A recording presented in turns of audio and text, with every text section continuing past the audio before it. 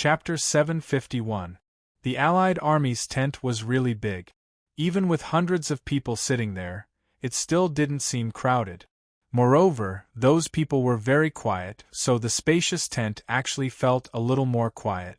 This is an order from the great divine seat. Baihai looked at the people who were resisting with silence and said indifferently, "Don't think about the glory and respect you enjoy in the sex and the human world. You should know that we are in the army now. We are fighting against the Tang Empire. We are carrying out the will of Haotian."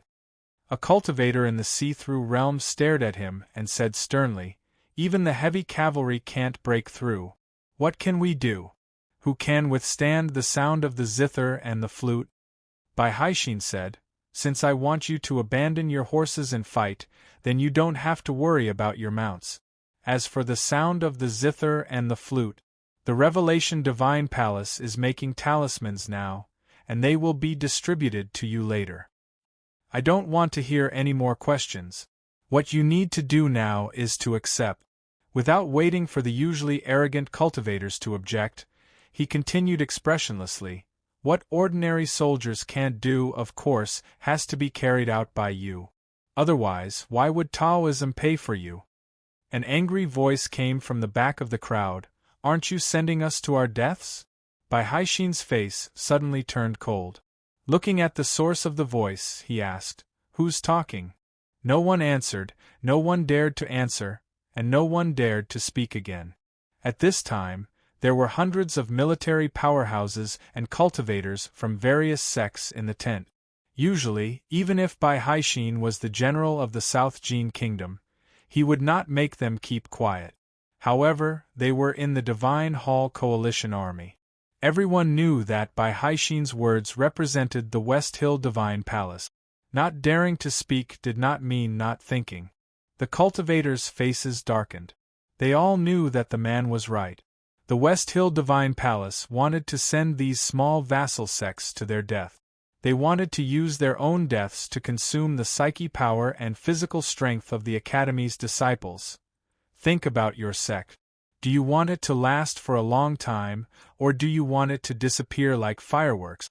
Think about your family and disciples that you left behind in your hometown, and think about the great existence above the heavens. After saying this, Baihai turned around and left the tent. There was dead silence in the tent. Silence represented acceptance. They had no choice but to accept it. Compared to the warm atmosphere in the verdant canyon, it was cold here. The rolling green mountains blocked the warm water vapor from the great swamp in the south. Qinghe Prefecture had always been known for its spring-like seasons, but it was already late autumn. After night fell, the temperature in the wilderness gradually dropped. A bonfire was lit in the barrack. The stars in the night sky were obscured by the silver glow of the bright moon. At this time, they were illuminated by the countless bonfires in the wilderness, making them even more indistinct. If one did not look carefully, one would even think that there were no stars in the night sky. More than 20 people sat around a bonfire. They were all disciples of the Sword Garret of South Jin Kingdom. All the disciples surrounded a man with extremely respectful expressions. The man was dressed in linen clothes and had his hair combed into a simple bun. His face was ordinary, but his eyebrows were very special. They were so thick that they seemed to be drawn with an ink brush. On the ground beside him, there was an old golden crown. In this world, only emperors could wear a golden crown. This man was not the emperor of any country. He was the emperor of the Way of the Sword, a saint of the Way of the Sword. He was Liu Bai, so the golden crown was beside him. The Divine Hall's idea will definitely not work. Liu Bai looked at the bright moon in the night sky and was silent for a long time. The disciples did not dare to ask any questions. They waited for the teacher to continue. It seems very stupid for the few people from the academy to stop an army of tens of thousands, but they are not. So it will not work if the Divine Hall wants to use up Jun Mo's strength. Lu Yiqing coughed twice in pain and said, "Mr. Second is powerful, but he is limited. Moreover, with his arrogant and domineering fighting style, it will be difficult for him to hold on for too long. Today, he had suffered another crushing defeat at the hands of the Academy disciples and was seriously injured. However, he was not as angry and sad as before. He was still calm enough to analyze the situation. The Divine Hall thinks just like you. So it's all the same. Lu Bai said, you all think that Junimo is arrogant and domineering, so every time he uses his sword, he consumes more psyche power and energy, and cannot last long. That's ridiculous. Junmo's iron sword, whether it's smashing or patting, seems to be more laborious than chopping, but it's not the case. That's because you don't understand that when you use your sword to chop, you use your strength to wear out the edge of the sword. But when he smashes and pats, he uses the heaven and earth's yuan qi. If you want to wear out that thick iron sword, I'm afraid you'll have to wait until the end of time. After saying this, the world's top swordsman took out a thin branch from the bonfire that had not yet burned. He slowly raised it to a foot in front of his eyebrows and then casually waved it down. The qi of heaven and earth around the bonfire moved with the waving of the branch. Several wisps of thin qi stuck to the tip of the branch and became thicker and thicker as he waved it, until it finally condensed into a ball. Lu Bai's branch finally fell into the bonfire. The ball of qi of heaven and earth that condensed in front of the branch dissipated when it met the fire. The bonfire burst into flames with a bang, and the flames reached 30 feet into the night sky, brightening up the military camp. There was an exclamation around, but after a while it gradually subsided. Lu Yiqing lowered his head and thought silently for a long time. His eyes could not see, but his psyche power could clearly feel what the branch was doing. Mr. Second doesn't need strength to wield the sword. He uses the qi of heaven and earth to wield the sword, and in turn, mobilizes the qi of heaven and earth to help the sword momentum. This is not a martial arts practice, nor is it a method of the devil's doctrine, but different means lead to the same goal. He suddenly raised his head and looked at the verdant canyon where he could not see, and said in a trembling voice, "This kind of swordsmanship consumes the least psyche power and physical strength, so he can keep killing. Your view is both right and wrong." Lu Bai threw the remaining half of the branch into the bonfire and said, "You're right because you said what Junimo did when he wielded the sword. You're wrong because you haven't understood that he is not using the qi of heaven and earth to wield the sword. He is using the qi of heaven and earth to beat people." It was quiet around the bonfire. More than 20 disciples of the sword Garrett were silent, each with their own thoughts. They had followed the world's strongest cultivator and practiced swordsmanship hard, so they were proud of their swordsmanship. That was why they were always dissatisfied with the Academy and disliked Mr. Second's pride. But now they understood that he had his own reasons for being proud. Lu Bai asked, "Where has Junmo's iron sword been?" A disciple thought for a while and said uncertainly, "The iron sword was in front of him when he was not holding the sword." Lu Bai asked, "How far in front of him?" No one paid attention to this detail. Lu Bai said, "Only I will pay attention to this detail, because this is what Junimo wanted me to see. The iron sword has always been 1.5 feet in front of him." Everyone was surprised. Everyone knew that the sage of sword Lu Bai's most famous sword Taoism philosophy was that the sword could not reach 1 foot in front of him. 1.5 feet was longer than 1 foot. So 1.5 feet in front of him was stronger than 1 foot in front of him? Lu Bai knew his disciple's mood at this time, so he smiled and said, "Cultivators must be confident, so pride is the most common external manifestation. I have seen many proud people in my life, such as Yi Su and the dead old man of judgment, but I have never seen anyone more proud than Junimo." The disciples were silent. "And pride is the way to his death." Lu Bai stopped smiling and said indifferently, "Because pride is an emotion. A real swordsman cannot have any unnecessary emotions." A disciple finally could not help but ask, "When are you going to fight?" "The Divine Hall is anxious, but I am not. The Tang Empire will not be destroyed in one battle." Liu Bai said, "This battle of Verdant Canyon is a great opportunity for you to learn from the academy. Jun Mo is also my favorite opponent. As I said earlier, I will definitely wait until he is at his strongest before making a move." The disciples thought that Mr. Second had guarded the Verdant Canyon with his sword and did not retreat a single step. He was already extremely powerful and even invincible. Could he become even stronger? Lu Yiqing asked, "When will Mr. Second be at his strongest?" Jun Mo is an ordinary person, so he will behave like an ordinary person. That is why he spared your lives today. But when he holds his sword, he is no longer an ordinary person. When he starts to get injured, when he starts to get tired, when he discovers that his pride has been provoked, and when he starts to become truly angry, when everyone thinks that he is going to fail, that is when he is at his strongest. Liu Bai stood up and looked at the quiet verdant canyon across the field. He felt the warm aura coming from there and slowly put his hands behind his back. He did not speak for a long time.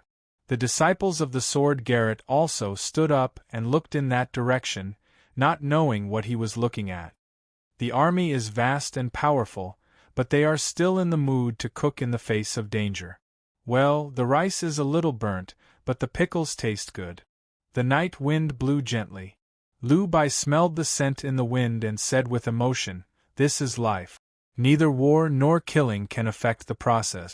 This is life." Why are the disciples of the academy so calm? It is not because they are confident, but because they are doing what they want to do and doing what makes them happy. So they take it for granted. My sword can take it for granted, but I can't live like them. Liu Bai looked at the verdant canyon and said with a smile, "The academy is really a magical place. It is a pity that the headmaster is gone. Otherwise, I would like to live there for a few years." The second day of the Battle of Verdant Canyon. The sky was gloomy and it seemed to rain. The smell of blood in the field was getting stronger. The millet porridge in the pot was also very fragrant. Everyone praised the pickles Sang Sang had made in the back of the mountain years ago and began to eat the porridge. They drank with great vigor. After finishing the porridge, they helped second brother put on his armor. Second brother walked to the field with his iron sword in hand. Seventh sister did not sleep well last night. She rubbed her tired eyes and said, "Be careful." Today she was full of porridge. Everything was fine. I recommend a book called God of Heaven, book number 250-7930. It was written by an old acquaintance. Please support it. To be continued. If you like this work, please come to Chidian.com to vote for me. Your support is my biggest motivation. Chapter 752. It was still early and the morning light was dim. The field in front of the green mountain was covered with mist, and the light was dim. The dew on the grass reflected the light like black pearls. There were 5 swords in the field. They were the swords that second brother had taken from the disciples of the sword Garrett yesterday. He did not stand in front of the 5 swords like he did yesterday. Instead, he walked around them. The Battle of Verdant Canyon had lasted for a whole day. Instead of retreating, he took a step forward. Suddenly, a shout came from the depths of the mist. "Liang Xiang of Sanqing Mountain is here to learn from you." Sanqing Mountain was a famous Taoism sect in the southeast. It was just that the Lank Temple was too famous these years, so it was relatively unknown.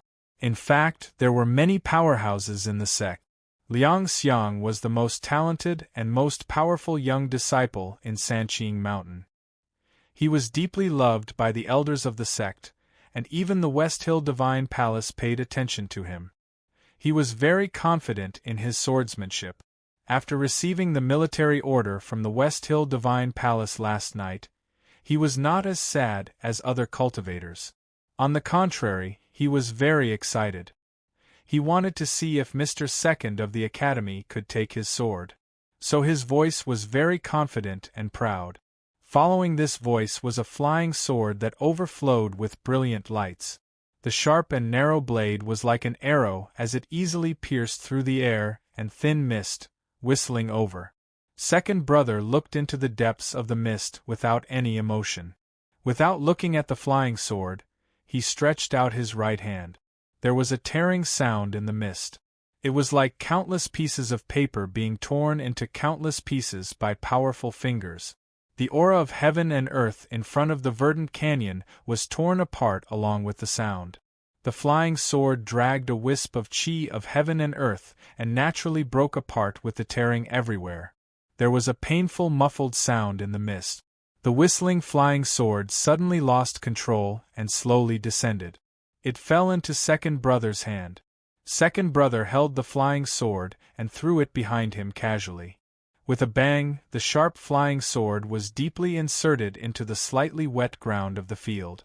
It stood side by side with the 5 flying swords from last night. The morning light gradually brightened, and the mist suddenly disappeared. The scene in the field became clear. A young Taoist priest stood there in a daze.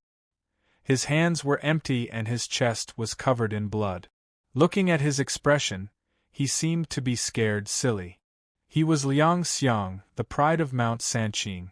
2 disciples of Mount Sanqing stepped forward to hold his arms to prevent him from falling to the ground.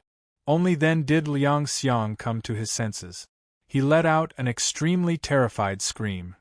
Yesterday, when he saw the Sword Garret disciples' flying sword being taken away, he mocked the South Jin Kingdom people for not living up to their name. But now, when he saw his natal sword being taken away, he finally understood how it felt. How could such a thing happen? How did that man do it? Why didn't the sect elders teach them? His fellow disciples dragged Liang Xiang back to the south of the field. He stared at the gloomy sky in a daze and let out a few strange and miserable howls from time to time. His Taoist heart had been completely destroyed. Second senior brother did not notice these details. He had even forgotten where that proud young Taoist cultivator came from and what his name was. More and more cultivators appeared in the field, including dozens of military powerhouses who had obviously been immersed in martial arts for many years. They did not ride horses and all had Fu papers on their bodies. Was this the West Hill Divine Palace's response? Second senior brother raised his broad and straight iron sword and pointed it at the densely packed cultivators. He put his left hand behind his back. The people from the academy under the canopy saw his action and knew that he was ordering them not to move. Since the West Hill Divine Palace was prepared, there was no need to play the zither and flute for the time being. The second cultivator to attack the verdant canyon was a rogue cultivator from Shaodong Mountain. This rogue cultivator cultivated in martial art. He had been fighting with lions and tigers in the mountains for many years to improve his cultivation. If he was willing to join the army, he could be a general in the South Jin Kingdom, the Song Kingdom, and the Qi Kingdom. However, his life goal was to become the commander of the Divine Guards of the West Hill Divine Palace. That was why he had never left the mountain. It was not until the Divine Hall issued an edict against the Tang Empire that he finally had a chance. As long as he could show his powerful strength in this war, he would naturally be noticed by the Divine Hall. That was what the rogue cultivator thought and what he did. He raised the heavy broadsword that had killed all the lions and tigers in Shaodong Mountain and roared. His feet stepped on the ground like an earth dragon and he rushed toward the verdant canyon with an unstoppable force. This itinerant cultivator's speed was so fast that even the air was buzzing from the vibrations. The cultivators in the field only saw a blur in front of them. The rogue cultivator had already rushed to the front of second senior brother and chopped down with his broadsword. Second senior brother's face was still expressionless. He raised his broad and straight iron sword and waved it. The edge of the armor that covered his whole body had a trace of his sleeve exposed. When he waved the sword, the sleeve did not even tremble. Just as Liu Bai had explained to the disciples last night, when second senior brother waved the sword, he did not use his own strength, but the power of heaven and earth. Therefore, his movement was very natural. His movement was natural. It was like he waved his sleeve. It did not stir up any clouds, but it swept up all the aura of heaven and earth in front of the verdant canyon. His arm and the iron sword followed the aura of heaven and earth. He used his heart but not his strength. The iron sword and the rogue cultivator's broadsword met in the air. The blade that had once killed lions and tigers was as small and fragile as a piece of paper in front of heaven and earth. With a cracking sound, the heavy broadsword shattered into countless pieces. The iron sword continued to move forward and seemed to hit the rogue cultivator's chest gently and calmly. There was a loud bang. The rogue cultivator's burly body suddenly flew into the air. After flying for dozens of feet, he fell heavily on the ground, creating a deep pit. After a moment, a violent and unwilling roar came from the pit. The rogue cultivator threw away the hilt in his hand and angrily crawled out of the pit. Then he fell back into the pit. He roared and crawled again. He fell back into the pit again. He did it 5 times. Finally, the rogue cultivator could not crawl any more and fell to the bottom of the pit in confusion. There was a sound. He began to vomit blood. The blood was black, and even some pieces of internal organs could be seen in it. The power of the iron sword had penetrated into this man's incomparably strong body and directly shattered his internal organs. The rogue cultivator did not even notice it until he tried to stand up 5 times. The vibration made his internal organs, which had been covered with countless cracks, all crack, just like the seemingly powerful broadsword. Next, it was not one person who attacked the verdant canyon. It was not one sword either. It was more than 20 swords. More than 20 flying swords from cultivators of various sects from various countries. In the field shrouded in the dark sky, only the shrill sound of the swords could be heard. The swords were like rainbows and actually became bright. These people were all great sword masters in the see-through realm. There were not many cultivators in the world, and even fewer in the see-through realm. Only the Tang Empire and the West Hill Divine Palace could have the ability to organize so many great sword masters on a battlefield. The scene of more than 20 flying swords roaring and dancing was extremely rare. Even a powerhouse at the peak of the knowing destiny state would find it difficult to face such an attack. Second brother did not feel that it was difficult. He just felt that it was a little troublesome because he only had 2 hands. Looking at the more than 20 flying swords breaking through the air, he inserted the iron sword into the soil in front of him and stretched out his hands to catch the swords casually. Because his movements were too fast, it seemed a little messy. Only countless crisp sounds could be heard. More than 20 flying swords were all caught in his hand. His palms were not big. No one knew how he could catch so many swords.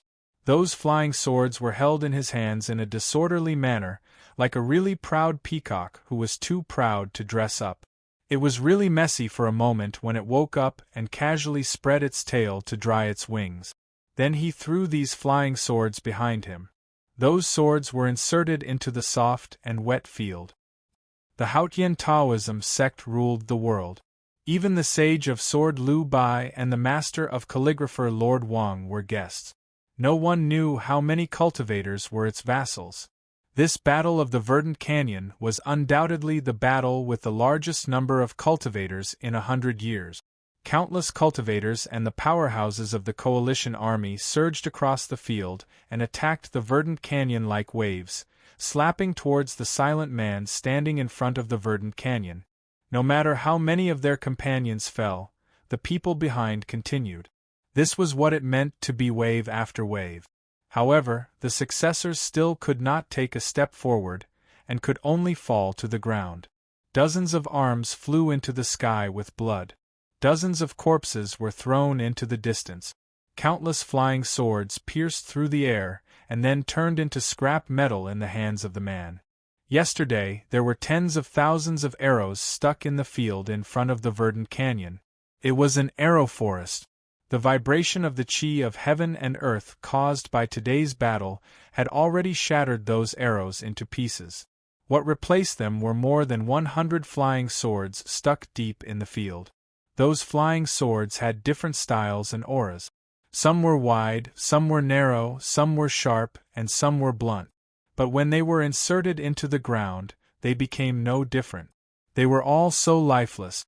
It was a sword forest, more like a sword grave.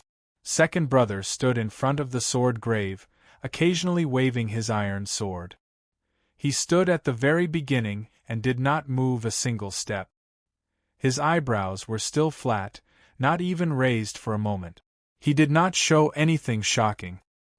He just calmly and silently waved his iron sword. From the first strike until now, there was no change in the posture, angle, or strength of the sword. He did not seem to know what tiredness was. From early morning to noon, he was so focused on every strike, so he seemed so casual. It seemed that even if he killed until dusk, he would not change. His body was covered with blood. The places where the blood flowed through the armor did not change, and the places where the blood dripped from the edge of the armor did not change. So the field in front of him was smashed by the blood, leaving a few clear blood pits. He was just like he had been in the past years, meticulous in both his posture and expression. Meticulous in killing. The more he did so, the more frightening it was and the more chilling it was. The crisscrossing sword intent in the field gradually became sparse. Many cultivators were consumed by fear and subconsciously stopped attacking. Suddenly, a cry sounded in the crowd. No one knew which sect the cultivator was from, but he was so scared that he cried. No one thought of laughing at that person. Because looking at the iron sword that was dripping with blood, everyone wanted to cry very much. That's all for today. There may be fewer updates in the next few days, because the end of the year is approaching. I have to pick up my in-laws when they come back tomorrow, and I have a lot of things to do. Then, there will be fewer updates in February. Because of the new year, there will be fewer updates. In order to avoid people saying that I will cross after crossing, I will increase the number of updates every month in March and make it clear before the month to avoid pressure and commitment. Another thing I want to report to everyone is about the annual selection, which is mainly the selection of the alliance leader. Although F and Old K may not really care about this, they are now in the top 10 of the alliance leader selection. I hope that everyone who has votes in their hands can support them. I would like to take this opportunity to thank everyone for their kindness and generosity over the past year. I won't say much else. I will write a good book to repay everyone. Thank you for your hard work. In addition, I still like Junimo the most, so I will write more about this part. I have been holding back for a long time just to write about the Battle of Verdant Canyon. To be continued. If you like this work, please come to Chidien.com to vote for me. Your support is my greatest motivation. Chapter 753. In front of the Verdant Canyon, the sword chi was everywhere. It was dead silent in the West Hill Divine Palace Coalition Army camp in the south. The great divine priest of Revelation put down the veil and said slowly, "I have never seen anyone kill like this in my life." Mr. Ku was probably like this when he joined the Devil's Doctrine. Qing Lishu knelt beside the sacred sedan and did not know what to say. It was quiet inside and outside the sacred sedan. After a long time, there was a sudden exclamation outside the sedan and then a tsunami of cheers.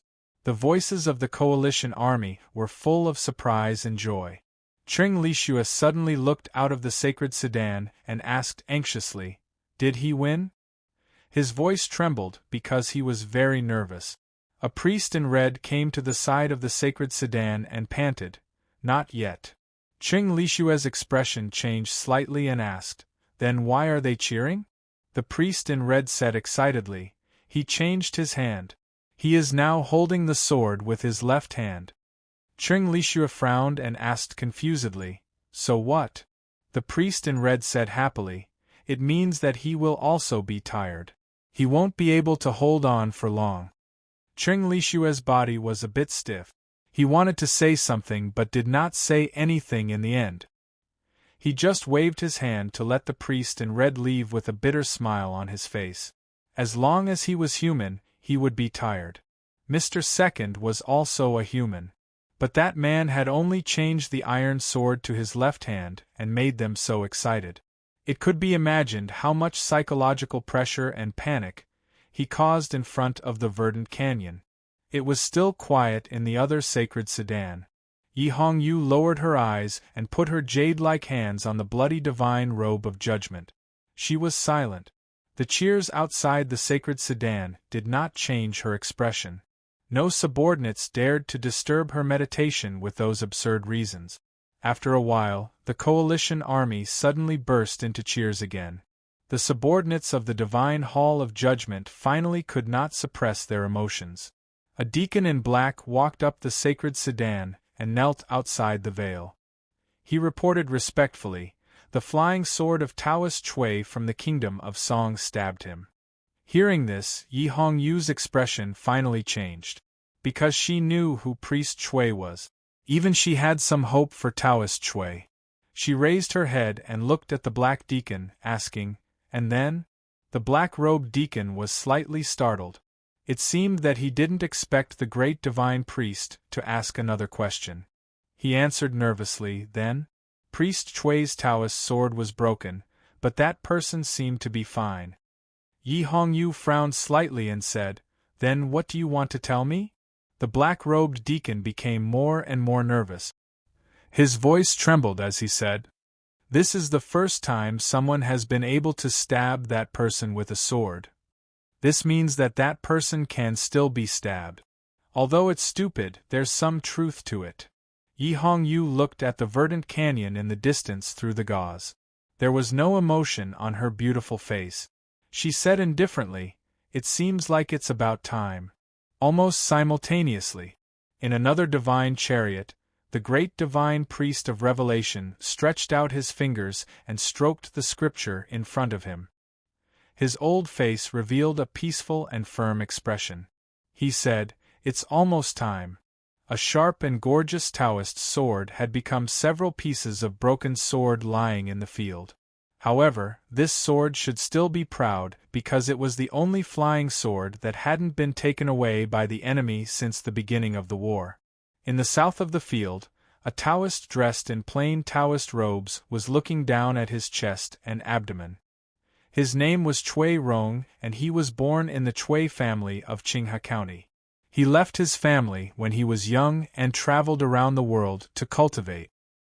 He was once worshipped by the West Hill Divine Palace and officially entered Haotian Taoism in the Taoist Temple of the Song Kingdom.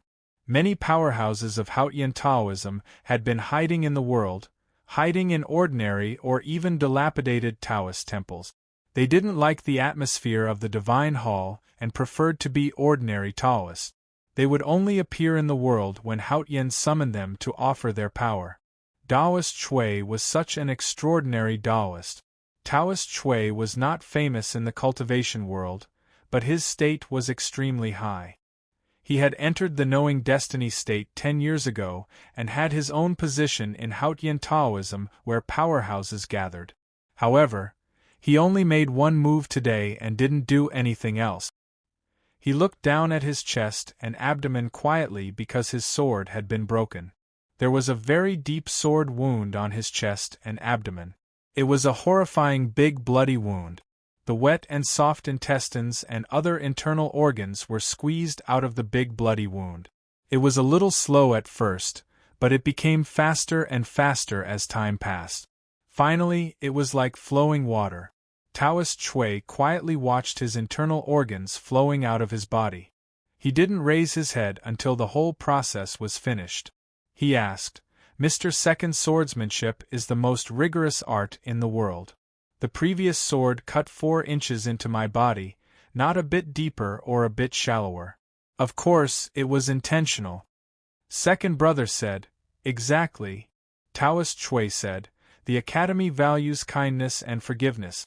Why do I have to suffer so much before I die?"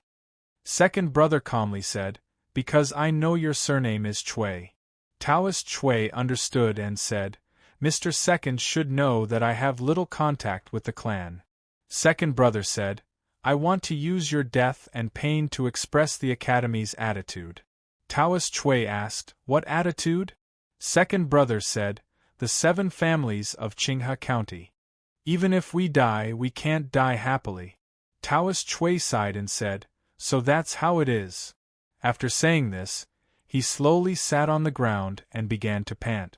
Because his lungs and trachea had been cut by the iron sword, he couldn't breathe no matter how hard he panted, so he seemed to be in great pain. After a long time, he tiredly bowed his head and finally died in pain. The sky was filled with dark clouds that blocked the sunlight, and the world was covered in darkness.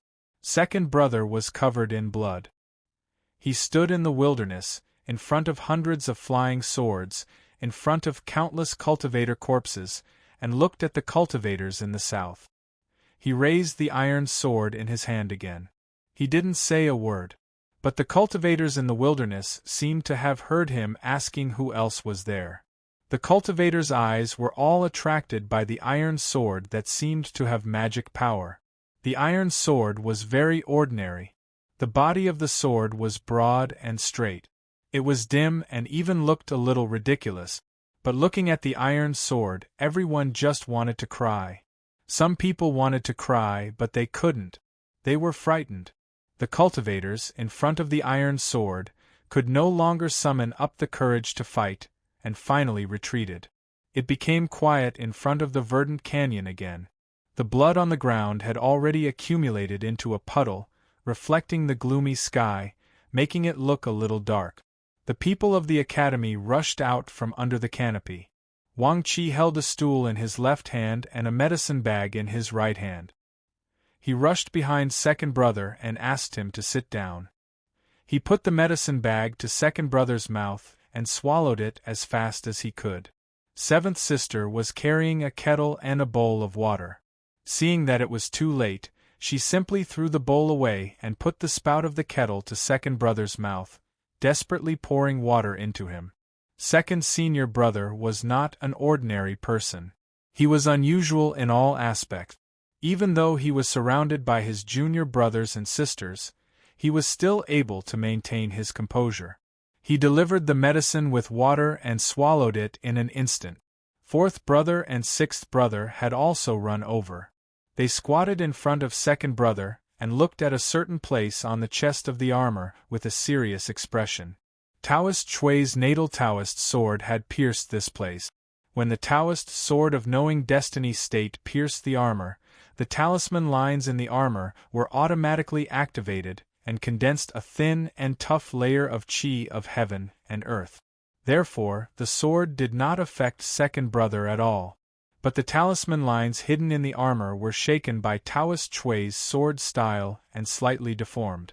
Sixth brother untied the box on his back and took out a set of special tools that were as exquisite as crabs. He began to repair it. Fourth brother did some calculations and diagrams beside him. Then he looked at second brother and asked, "Is there any problem with the sword?" Sixth brother looked at second brother worriedly. The iron sword was the most important piece of equipment. If it was damaged, the West Hill Divine Palace would not give them so much time, even though the Academy had brought the iron furnace and could repair it. Second brother looked at the broad and straight iron sword in his hand and said, "It can still hold for a long time." Beigong Weiyang and Shimen Buhua were still under the canopy. Their zither and flute were the best weapons against the cavalry. They had a mission on their shoulders, so they had to stay in the array. But seeing their peers helping their senior brother, they could not help but feel a little lonely and ashamed. Beigong rushed over and asked, "Do you want to listen to a song at this time?" No one answered him. Fourth brother and sixth brother were doing the final inspection of the armor. Wang Qi was checking second brother's pulse to determine his physical and mental state so that he could prepare the medicine for the next period. Seventh sister seemed to be a little more relaxed. She was wiping second brother's face with an embroidered handkerchief, but she was still busy.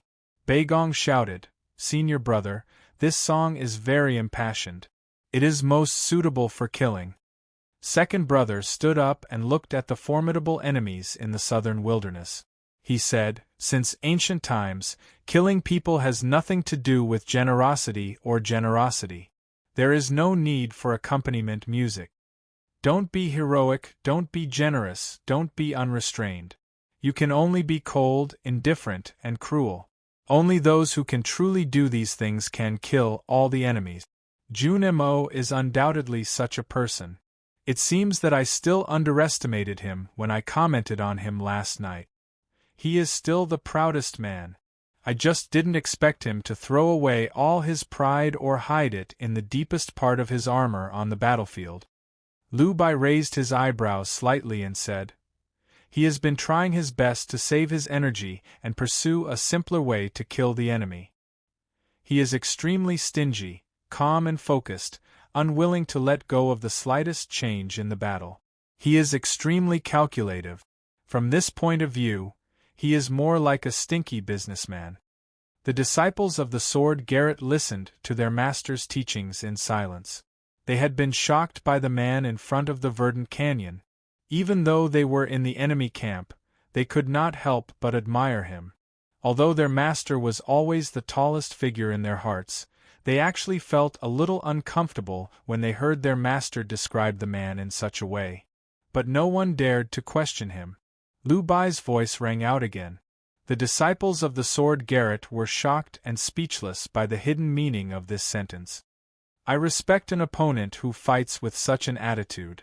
Lu Bai looked in the direction of the verdant canyon and said seriously, I even regret letting him kill so many people in one day and one night. Maybe I should have done it yesterday. Finally done. Not bad, not bad. I'm just tired.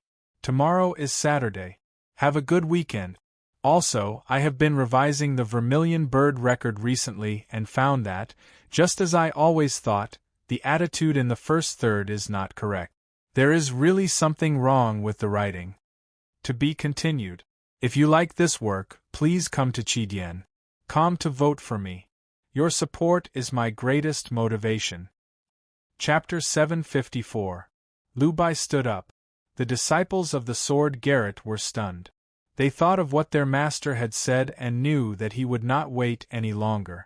This meant that the most powerful battle in the cultivation world was about to begin. However, at this moment, the veil of the divine chariot fluttered and Yi Hongyu walked into the field. The West Hill Divine Palace Coalition army was in low spirit. When they saw the blood-red figure in the field, they became silent and then burst into thunderous cheers. Yi Hongyu was the real genius of Haotian Taoism. She had suppressed Prince Longqing a few years ago. She was the last opponent Ning Ke wanted to face.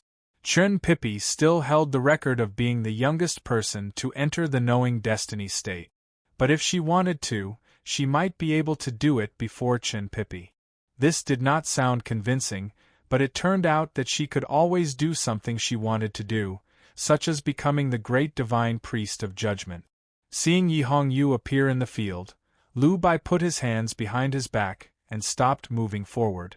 Lu Bai had never liked the bigwigs in the West Hill Divine Palace, including the Hierarch Lord.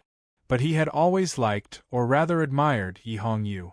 It was not because of him that Yi Hongyu could sit on the seat of heavenly black jade of the Divine Hall of Judgment.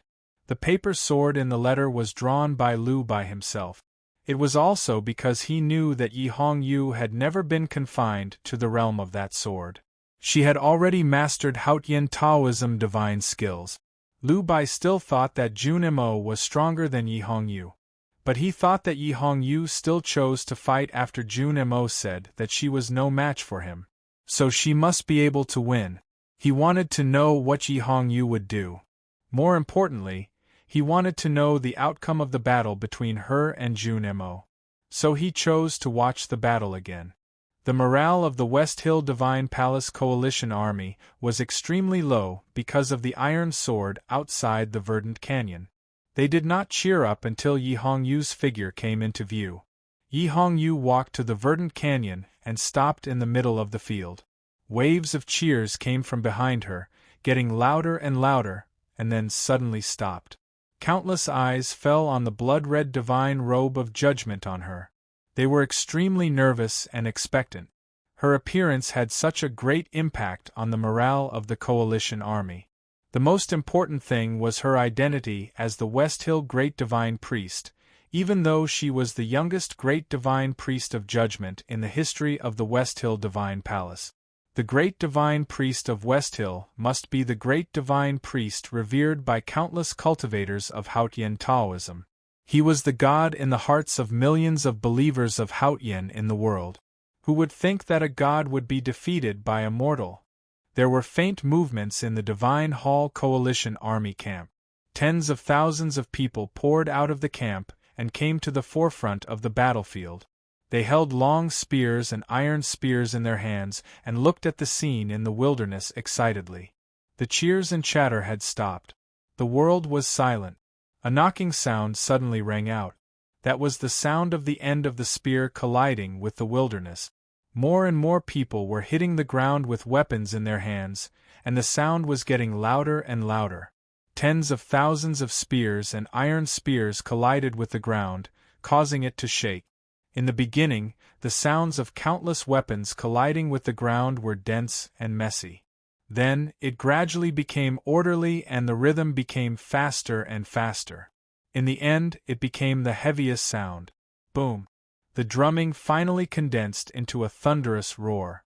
At the moment when the thunder roared, Yi Hongyu drew her sword. Facing such a terrible opponent like Junemo, she had to use her strongest sword. At the same time, her black hair that was bound by the golden divine crown was blown back by the strong wind. Her eyes suddenly brightened, and the divine starlight in the deepest part of her eyes began to burn fiercely. The purest soul could be seen dancing in the golden flame.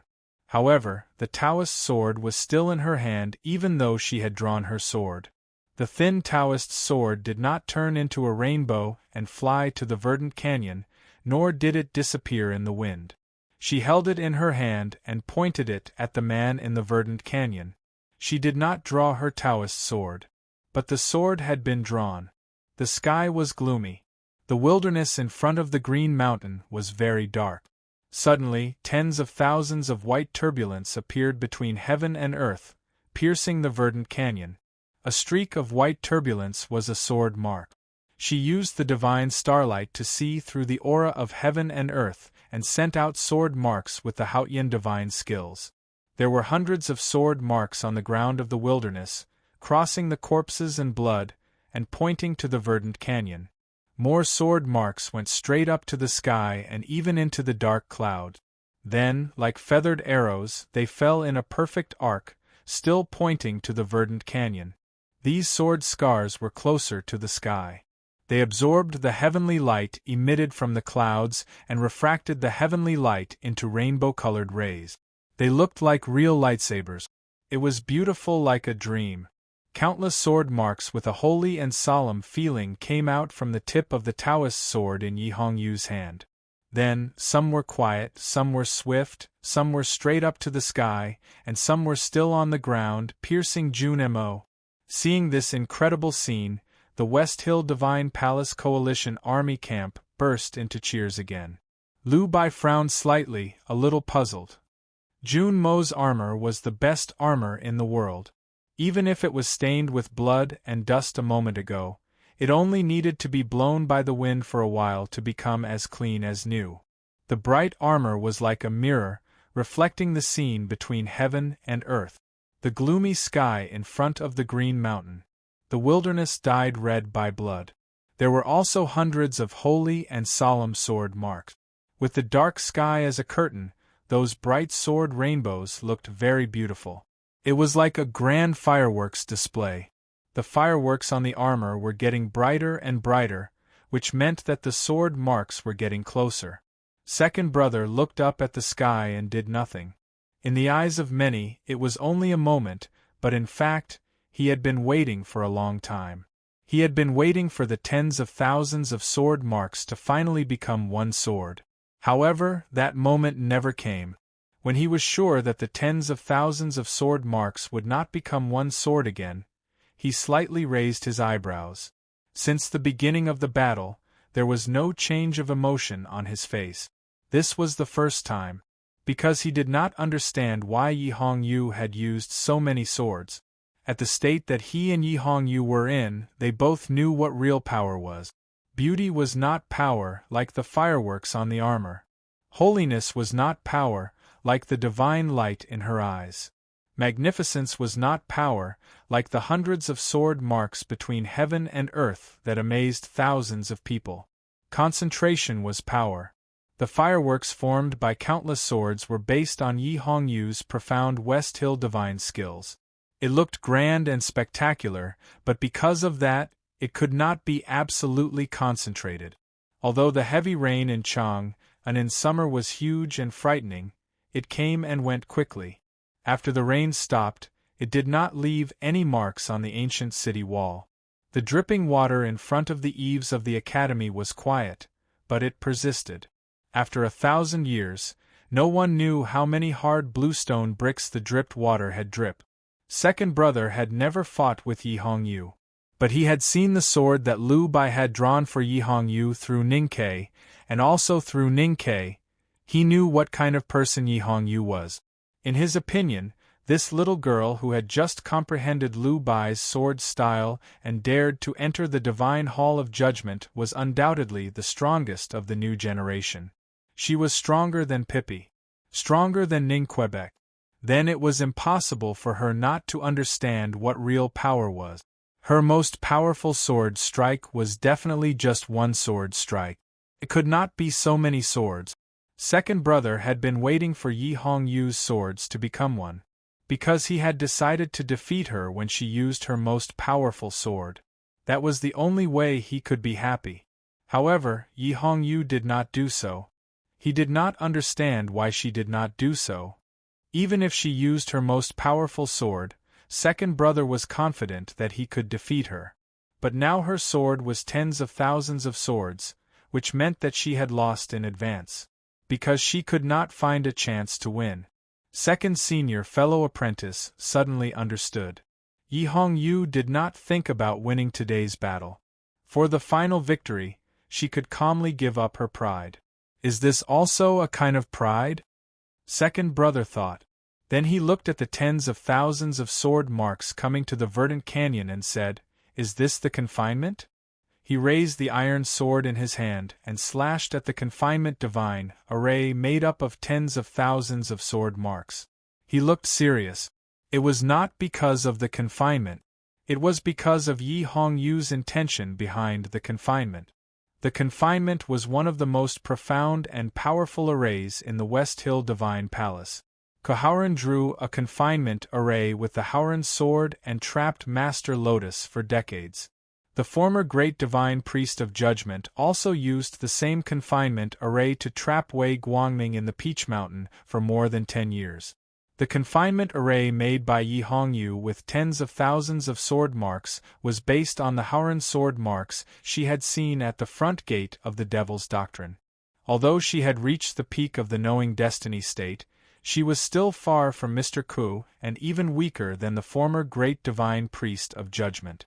One of the most important reasons why she could kill the former Great Divine Priest of Judgment and become the new Great Divine Priest of Judgment was that the former Great Divine Priest of Judgment had been seriously injured after Wei Guangming broke the confinement array.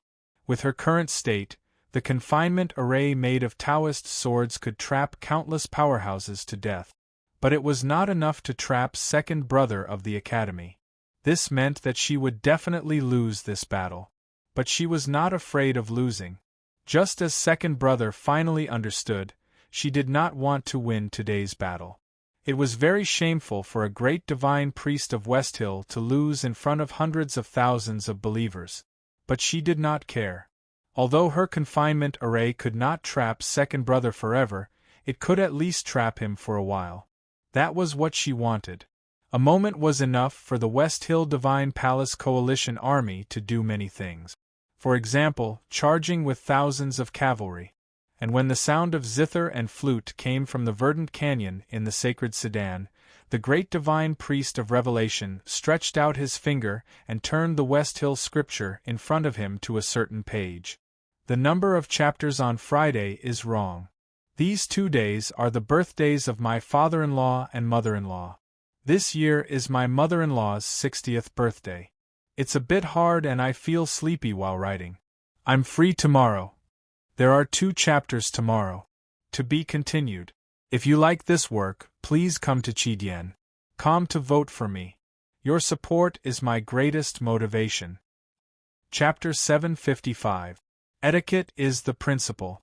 Second senior brother valued etiquette, so he was reasonable. Although he was strict and solemn, it did not hinder his understanding of the situation. Thousands of sword marks fell from the sky and surrounded him, forming a dense confinement. His gaze had already seen through the divine array and landed on Yi Hongyu's robe of judgment. He had seen through her hidden intentions. Everything was within the plan of the West Hill Divine Palace. To be more precise, it was all within Yi Hongyu's calculations. Whether it was the arrogant Junimo or the calm Junimo, they would both choose to use their swords to defeat her. Thus, she succeeded in delaying Jun Mo's attack for a moment. After a short moment, the myriad of sword lights had formed a cage, and even if Jun Mo wanted to change his move, it was already impossible. She attacked with 10,000 swords, but it was the sword of no return. She took the initiative to cater to the opponent's thoughts and opportunities, and had the ability to turn the design into reality. The process of starting the battle could be said to be perfect. She abandoned the pride and dignity of the great divine priest of West Hill and sought the first opportunity with the intention of seeking defeat. Then even second brother had to be imprisoned by thousands of sword lights for a while. The plains began to shake, and thunderous hoofbeats came from outside the sword curtain. Vaguely, one could see countless armored cavalrymen charging out of the Allied camp, their momentum shaking the heavens. The cavalry of the Divine Hall Coalition Army surged towards the exit of the verdant canyon like a tide. This was the fiercest attack by the West Hill Divine Palace Coalition Army since the beginning of the Battle of Verdant Canyon. Now that second brother was trapped in the confinement array, could the zither and flute in the Verdant Canyon still be as powerful as before? Under the canopy at the exit of the Verdant Canyon, Beigong Weiyang and Shimen Buhua quietly looked at the zither and flute in front of them. As they listened to the sound of hoofbeats, they slowly placed their hands on the strings or held the flute. Beigong Weiyang's fingertips trembled slightly, and the faint sound of a zither left the string like an arrow. Shimen Buhua's body leaned forward slightly, and a dark flute sound came out of the pipe like water. At this moment, an aged voice resounded through the plains. The voice passed through the field and came to the exit of the Verdant Canyon. In the military camp in the south of the plains, the veil of the divine chariot fluttered slightly. An old voice rang out from the divine chariot. It was filled with a sacred and solemn aura that made people feel reverence. In the wilderness, preparing to depart. Anyone who wants to go will be able to go. More than 10 red-robed god officials with profound realms sat cross-legged around the divine carriage. They calmed their minds and listened to the voice coming from the divine carriage. Then, they repeated their prayers. The voice didn't stop. In the divine chariot, the great divine priest of revelation looked at the scripture in front of his knees with an indifferent expression. He continued, "The seeds in the field are the food that Haotian gave to the people. The voice in the valley is the call of Haotian through the wind. March to the fallen land. Whatever Haotian told the believers, you must do it." More than 10 red-robed priests devoutly repeated the scripture. The great divine priest of revelation continued, "Those who use their voices to confuse people's minds and summon for Haotian are all sinners. Together with the remaining sinners, they will be punished by Haotian's fury." The voices of the red-robed divine officials outside the divine carriage became more and more uniform and cold. "You will suffer the punishment of Haotian's wrath." As soon as a few sounds came from the zither and a short piece of music flowed from the flute, it was interrupted by the old voice that magically appeared in the verdant canyon. The academy disciples were well-read. After hearing a few words, they recognized that it was the sentence of punishment in the covenant of the West Hill sect. Fourth brother's expression changed dramatically. He picked up the sand table in his hand and was ready to stir up the sand to disrupt the teaching. However, Haotian's teaching did not appear in detail. The voice of the great West Hill Divine Palace did not have a specific shape either. Nothing could interrupt the old voice except the voice itself. Baigong Weiyang's face suddenly turned pale. There was fear in his eyes. His arms trembled uncontrollably, and several strings on the zither broke. Shimin Buwa's state was slightly lower, so he seemed to be in more pain. He groaned and blood flowed from his lips into the flute. Then, he fell to the ground. The cavalry of the West Hill Divine Palace Coalition Army, who were charging toward the verdant canyon, also heard the solemn teaching. They were not affected at all. Instead, they became even more fearless. The tide formed by the cavalry seemed to have encountered a hurricane. They sped up again and headed straight for the verdant canyon. When the teaching began to echo in the field, Second Brother had already confirmed that it was the great divine priest of Revelation's doing. The Battle of the Verdant Canyon had been going on for a long time. The two bigwigs of the West Hill Divine Palace had never really fought. He did not expect that the two great divine priests of West Hill would fight at the same time. Second Brother's expression became more and more solemn. As powerful and proud as he was, he did not dare to say that he could face two great divine priests of West Hill alone. More importantly, the Battle of the Verdant Canyon was not a battle between powerhouses. It was an attack and defense between armies. At this moment, he was waving his iron sword and chopping at the confinement that was formed by thousands of sword lights. Every time the iron sword fell, dozens or even hundreds of sword lights would shatter and disappear. If he was given more time, he could easily break the confinement and defeat Yi Hongyu. However, the cavalry had already arrived. The sound of the zither and flute had stopped. If he still focused on the confinement, his junior brothers and sisters in the verdant canyon would definitely be crushed by the cavalry.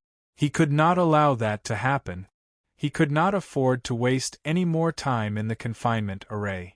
He had to break the array as soon as possible. However, no matter how powerful he was, how could he break the confinement in an instant?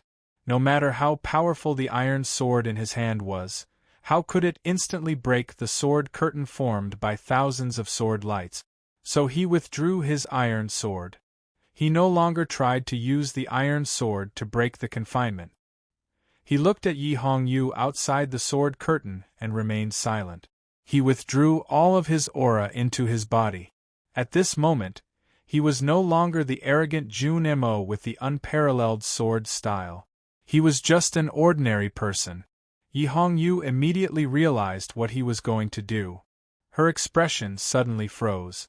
The confinement that fell from the sky was formed by tens of thousands of sword lights. It was a marvelous and powerful array.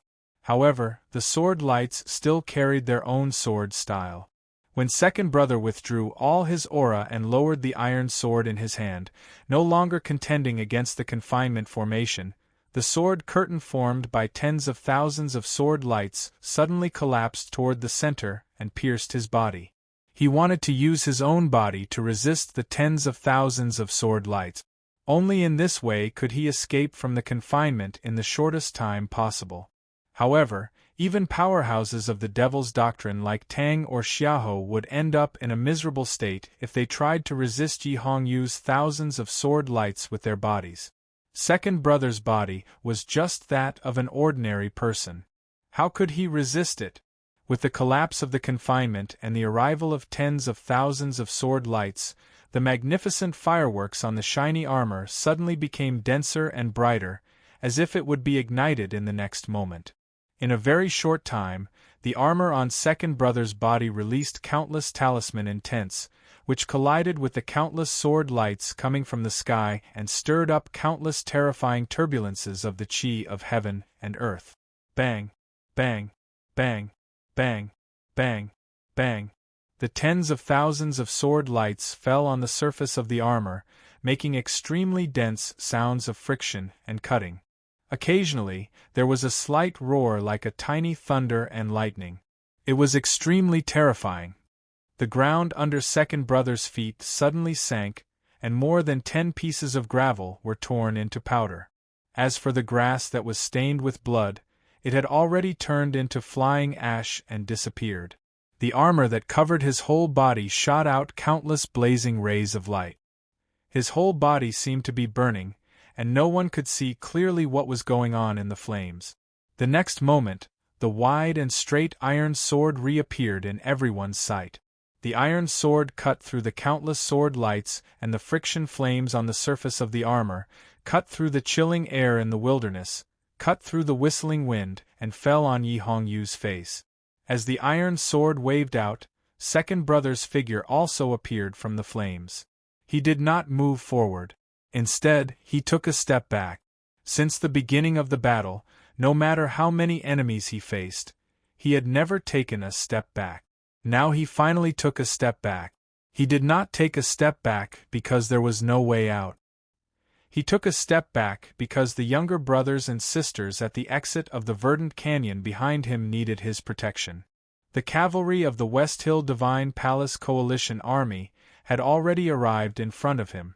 Second brother looked up, raised his sword, and began to kill again. There was still no extra emotion on his face. His movements were as meticulous as ever, without the slightest deviation. However, the armor had already become charred black and tattered. The divine robe of judgment danced in the wilderness and formed a blood lotus in front of him. The sword style that came from afar, with the unique chilling intent of the iron sword, destroyed the blood lotus and then disappeared. Yi Hongyu's face was slightly pale, and blood seeped from the corner of her mouth. The confinement array that she had made with thousands of sword lights had been broken by Jun Mo in such a way. This was something she had not expected. But there was no shock or disappointment on her face. Instead, there was a calm smile on her face. She stopped watching the battle at the verdant canyon and turned to walk to her divine chariot. She had achieved her goal.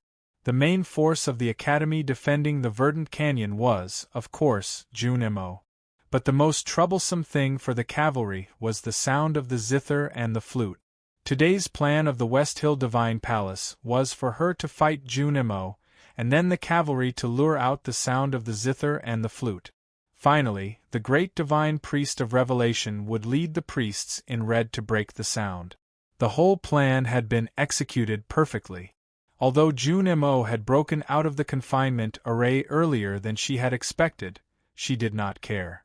Because the zither strings were broken, the flute was bleeding, and the two disciples of the academy were no longer able to fight. And she believed that although Jun Mo looked fine, he must have been seriously injured. Because it was her sword. Her confinement. No matter how powerful Jun Mo was, he must have paid a great price to break out of the array in such an unexpected way. Yi Hongyu was very confident about this. She was most confident about fighting. Golden keyboard. We should have gotten first place in the annual novel contest. This is really... You guys are too good to me. Thank you.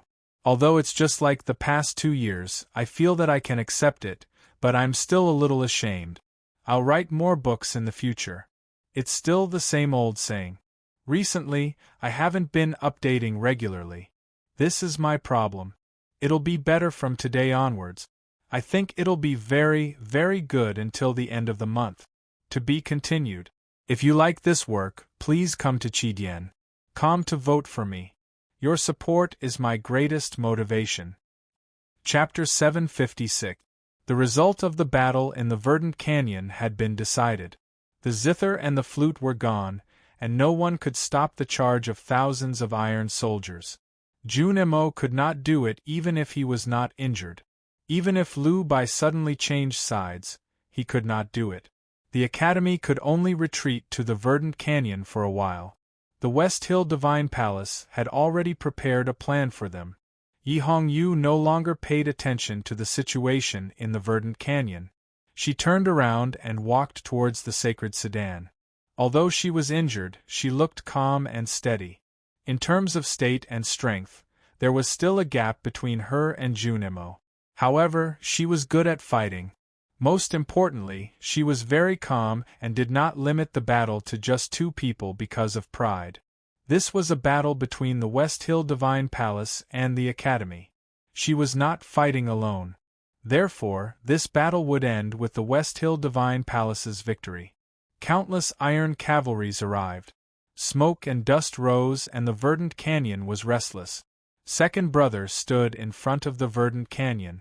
The iron sword had already left his hand and turned into a dark sword radiance. It swept back and forth in the field within a radius of 1,000 feet in front of him. The iron sword was heavy and square-shaped, but its flying speed was surprisingly fast.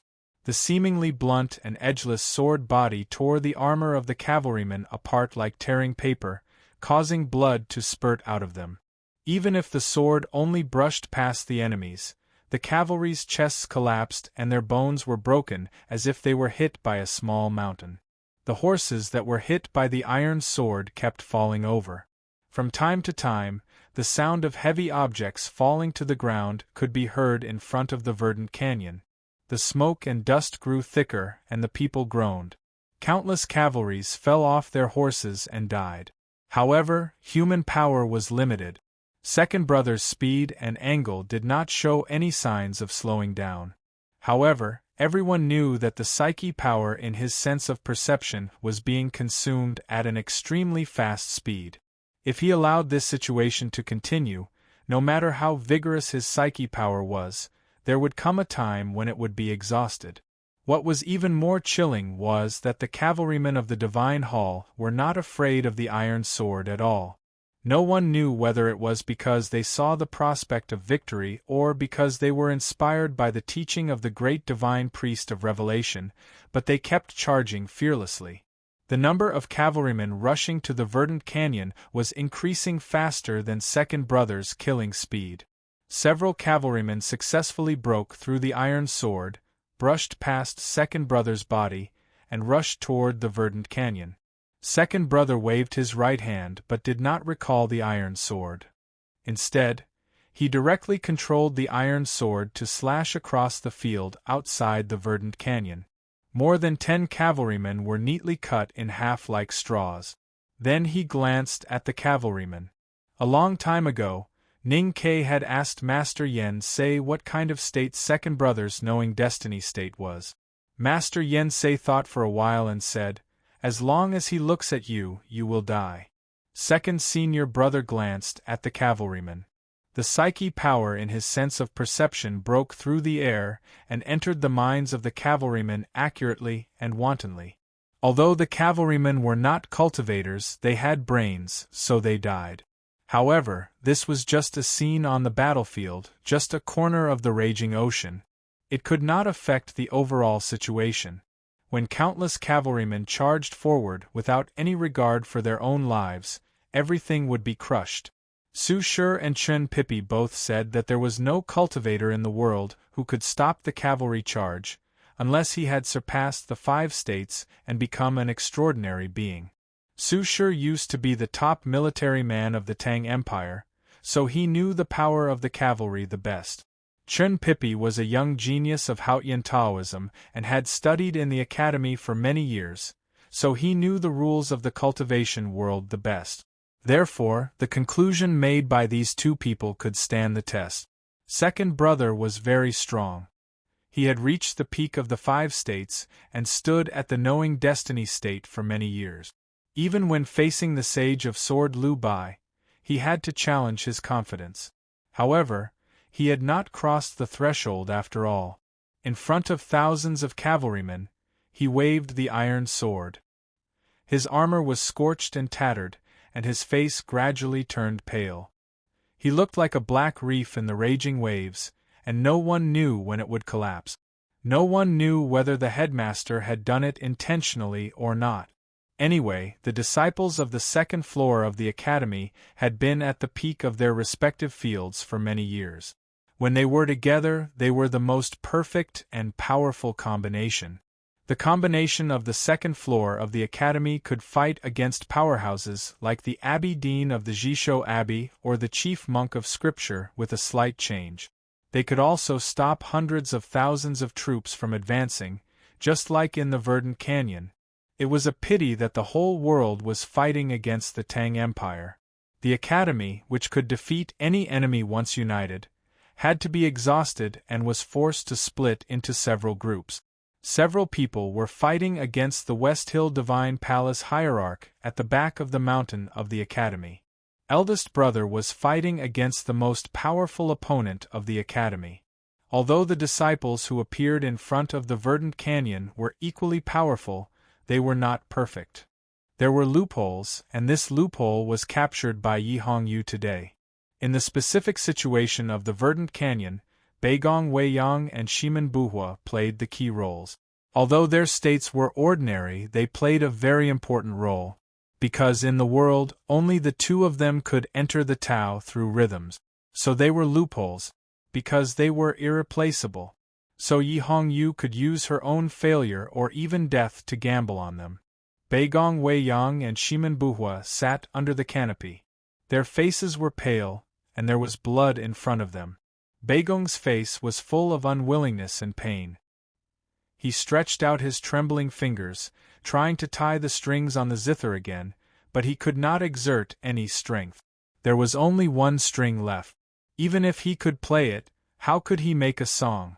Wang Qi took 2 handfuls of pills and nervously stuffed them into his senior brother's mouth. He said in a trembling voice, "I'm fine." Sixth brother held an iron hammer and stood in front of the canopy.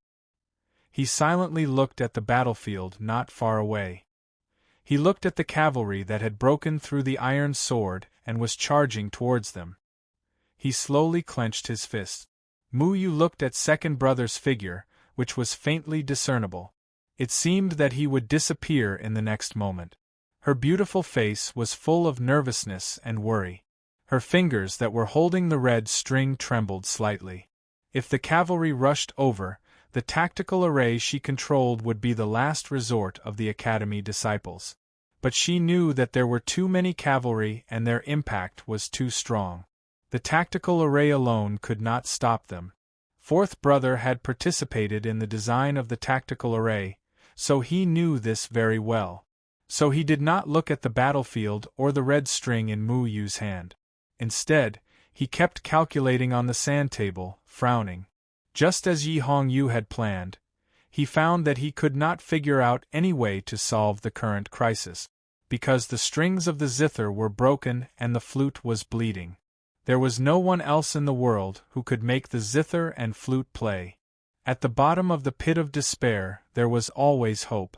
For example, at the bottom of a dry well, there would sometimes be clear water seeping out, and sometimes there would be a big reversal. Just when the cavalry was about to reach the verdant canyon, just when everyone thought that the zither and flute would never play again, a zither played in the verdant canyon. The sound of the zither was crisp and gentle, but when it entered everyone's ears, it was a soul-stirring story. The autumn wind blew. A scholar came to the verdant canyon, a cotton jacket covered with dust, a pair of straw sandals, thousands of mountains and rivers. The ladle broke into pieces after defeating Master Chi Mei, who had become a Buddha through his physical body. There was only a wooden stick at his waist. He walked to Beigong and picked up the zither. He held it in his arms and played it with his right hand. There was only one string left on the zither. His fingers fell on the string. The zither trembled slightly and made a buzzing sound. Then his fingers fell again and the string moved again. It was just one string. Instead, he played a song. The song was peaceful and elegant. In the southern wilderness, the zither played in the West Hill Divine Palace Coalition Army. The song was like a high mountain, like flowing water. Who would have thought that it was just played by a string? Around the divine chariot, more than 10 red-robed priests were frightened by the sound of the zither. Their singing suddenly stopped. The magnificent divine chariot suddenly looked extremely shabby in the elegant song. Deep in the veil of the divine chariot, the wrinkles on the face of the great divine priest of revelation deepened at a speed visible to the naked eye. With a cracking sound, the bottom of the divine chariot broke and fell heavily to the ground. In front of the verdant canyon, countless cavalrymen landed heavily on the ground, accompanied by rumbling noises. The peaceful and elegant music had no killing intent, but it killed countless people in an instant. There was dead silence in the wilderness. Only the sound of the zither echoed. Everyone in the West Hill Divine Palace Coalition army was shocked speechless. Yi Hongyu, who was still in the wilderness, suddenly turned around and looked at the verdant canyon with a look of disbelief. The great divine priest of revelation, who looked older than before, looked at the verdant canyon and murmured, "Why is he here? Where is the Abbey Dean?" Beside the quiet carriage. Lu Bai looked at the verdant canyon and said with emotion, "You are lucky to see Mr. First in action. What shocked me most was that he had learned to kill." The sound of the zither was faint and faded away. Until then, there were countless screams in the wilderness in front of the verdant canyon. No one knew how many cavalries and injured war horses were entangled together, struggling desperately. Eldest brother looked at this tragic scene and was silent. Yi Hongyu did not make a mistake. Beigong Weiyang and Shimen Buhua were indeed the loopholes in the verdant canyon.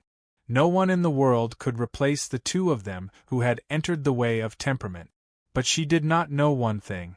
The disciples of the academy were not cultivating on their own in the back of the mountain. Although they were already the strongest in their respective fields before they were accepted as core disciples by the headmaster of the academy, they were willing to study in the academy. It meant that they were sure that they could learn better knowledge in the academy. It meant that there was someone in the academy who could teach them. This also meant that that person was stronger than all of them in their strongest areas. That person was not the headmaster of the academy. Although the headmaster of the academy knew a lot, he was a lazy and irresponsible teacher. Other than teaching the eldest and second brothers, the headmaster of the academy had been herding sheep since the third brother, Yu Lian. As for the core disciples, he basically did not care. Someone else was responsible for teaching these disciples. That person was Li Manman. He was the eldest brother of the academy. All these years, he had been teaching in the back of the mountain on behalf of the master. Except for talisman Taoism and fighting, he knew everything that the disciples could do. Whether it was zither, chess, calligraphy, painting or cooking. And he was very strong. All kinds of strongest. The strongest in the world. Good night, everyone. See you tomorrow. To be continued. If you like this work, please come to Chidian.com to vote for me. Your support is my greatest motivation. Chapter 757.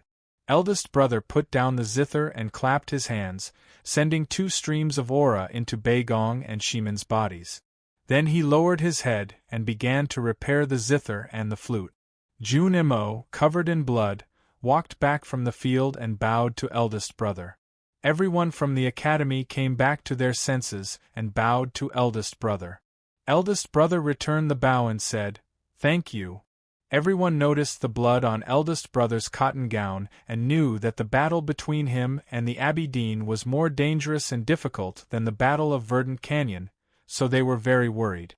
Eldest brother did not want them to worry, so he looked up at the canopy and said, "This seems to be used by the back mountain to block the sun. You actually used it to block arrows. It's not bad, but you have to be careful of the flying swords." Then he rearranged the tactical array and arrangement in front of the verdant canyon. The autumn wind blew again. His cotton-padded robe was sliced open by the Taoist sword.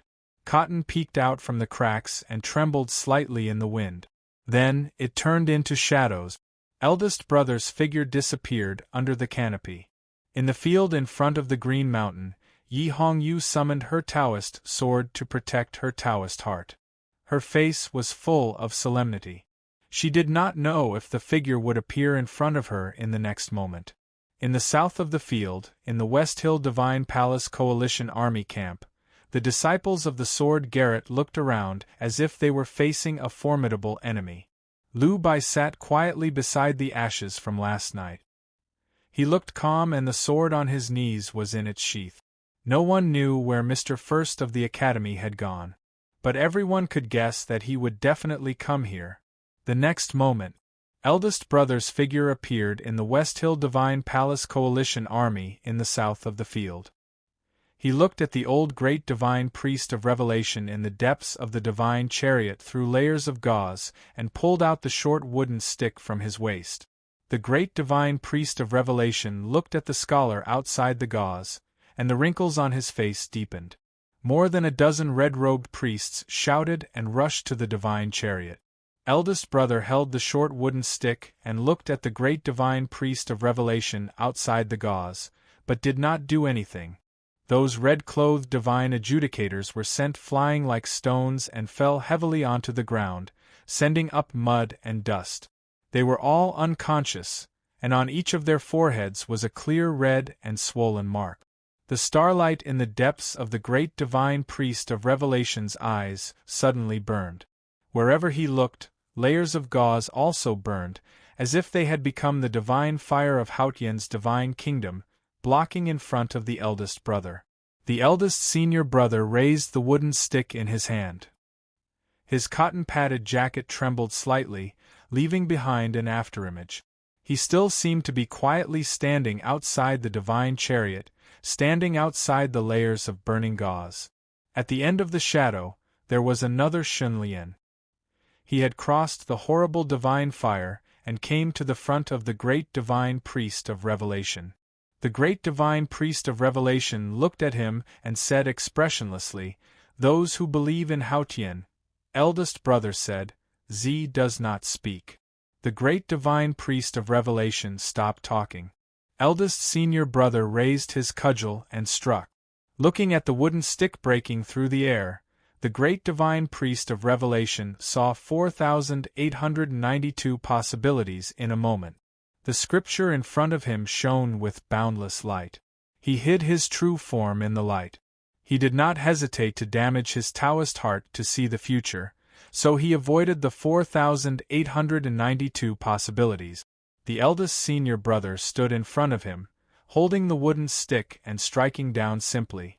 This strike seemed simple, but it was actually very complicated. In this short period of time, the short stick had been swung 4,893 times. In the end, it was still a blow on the head.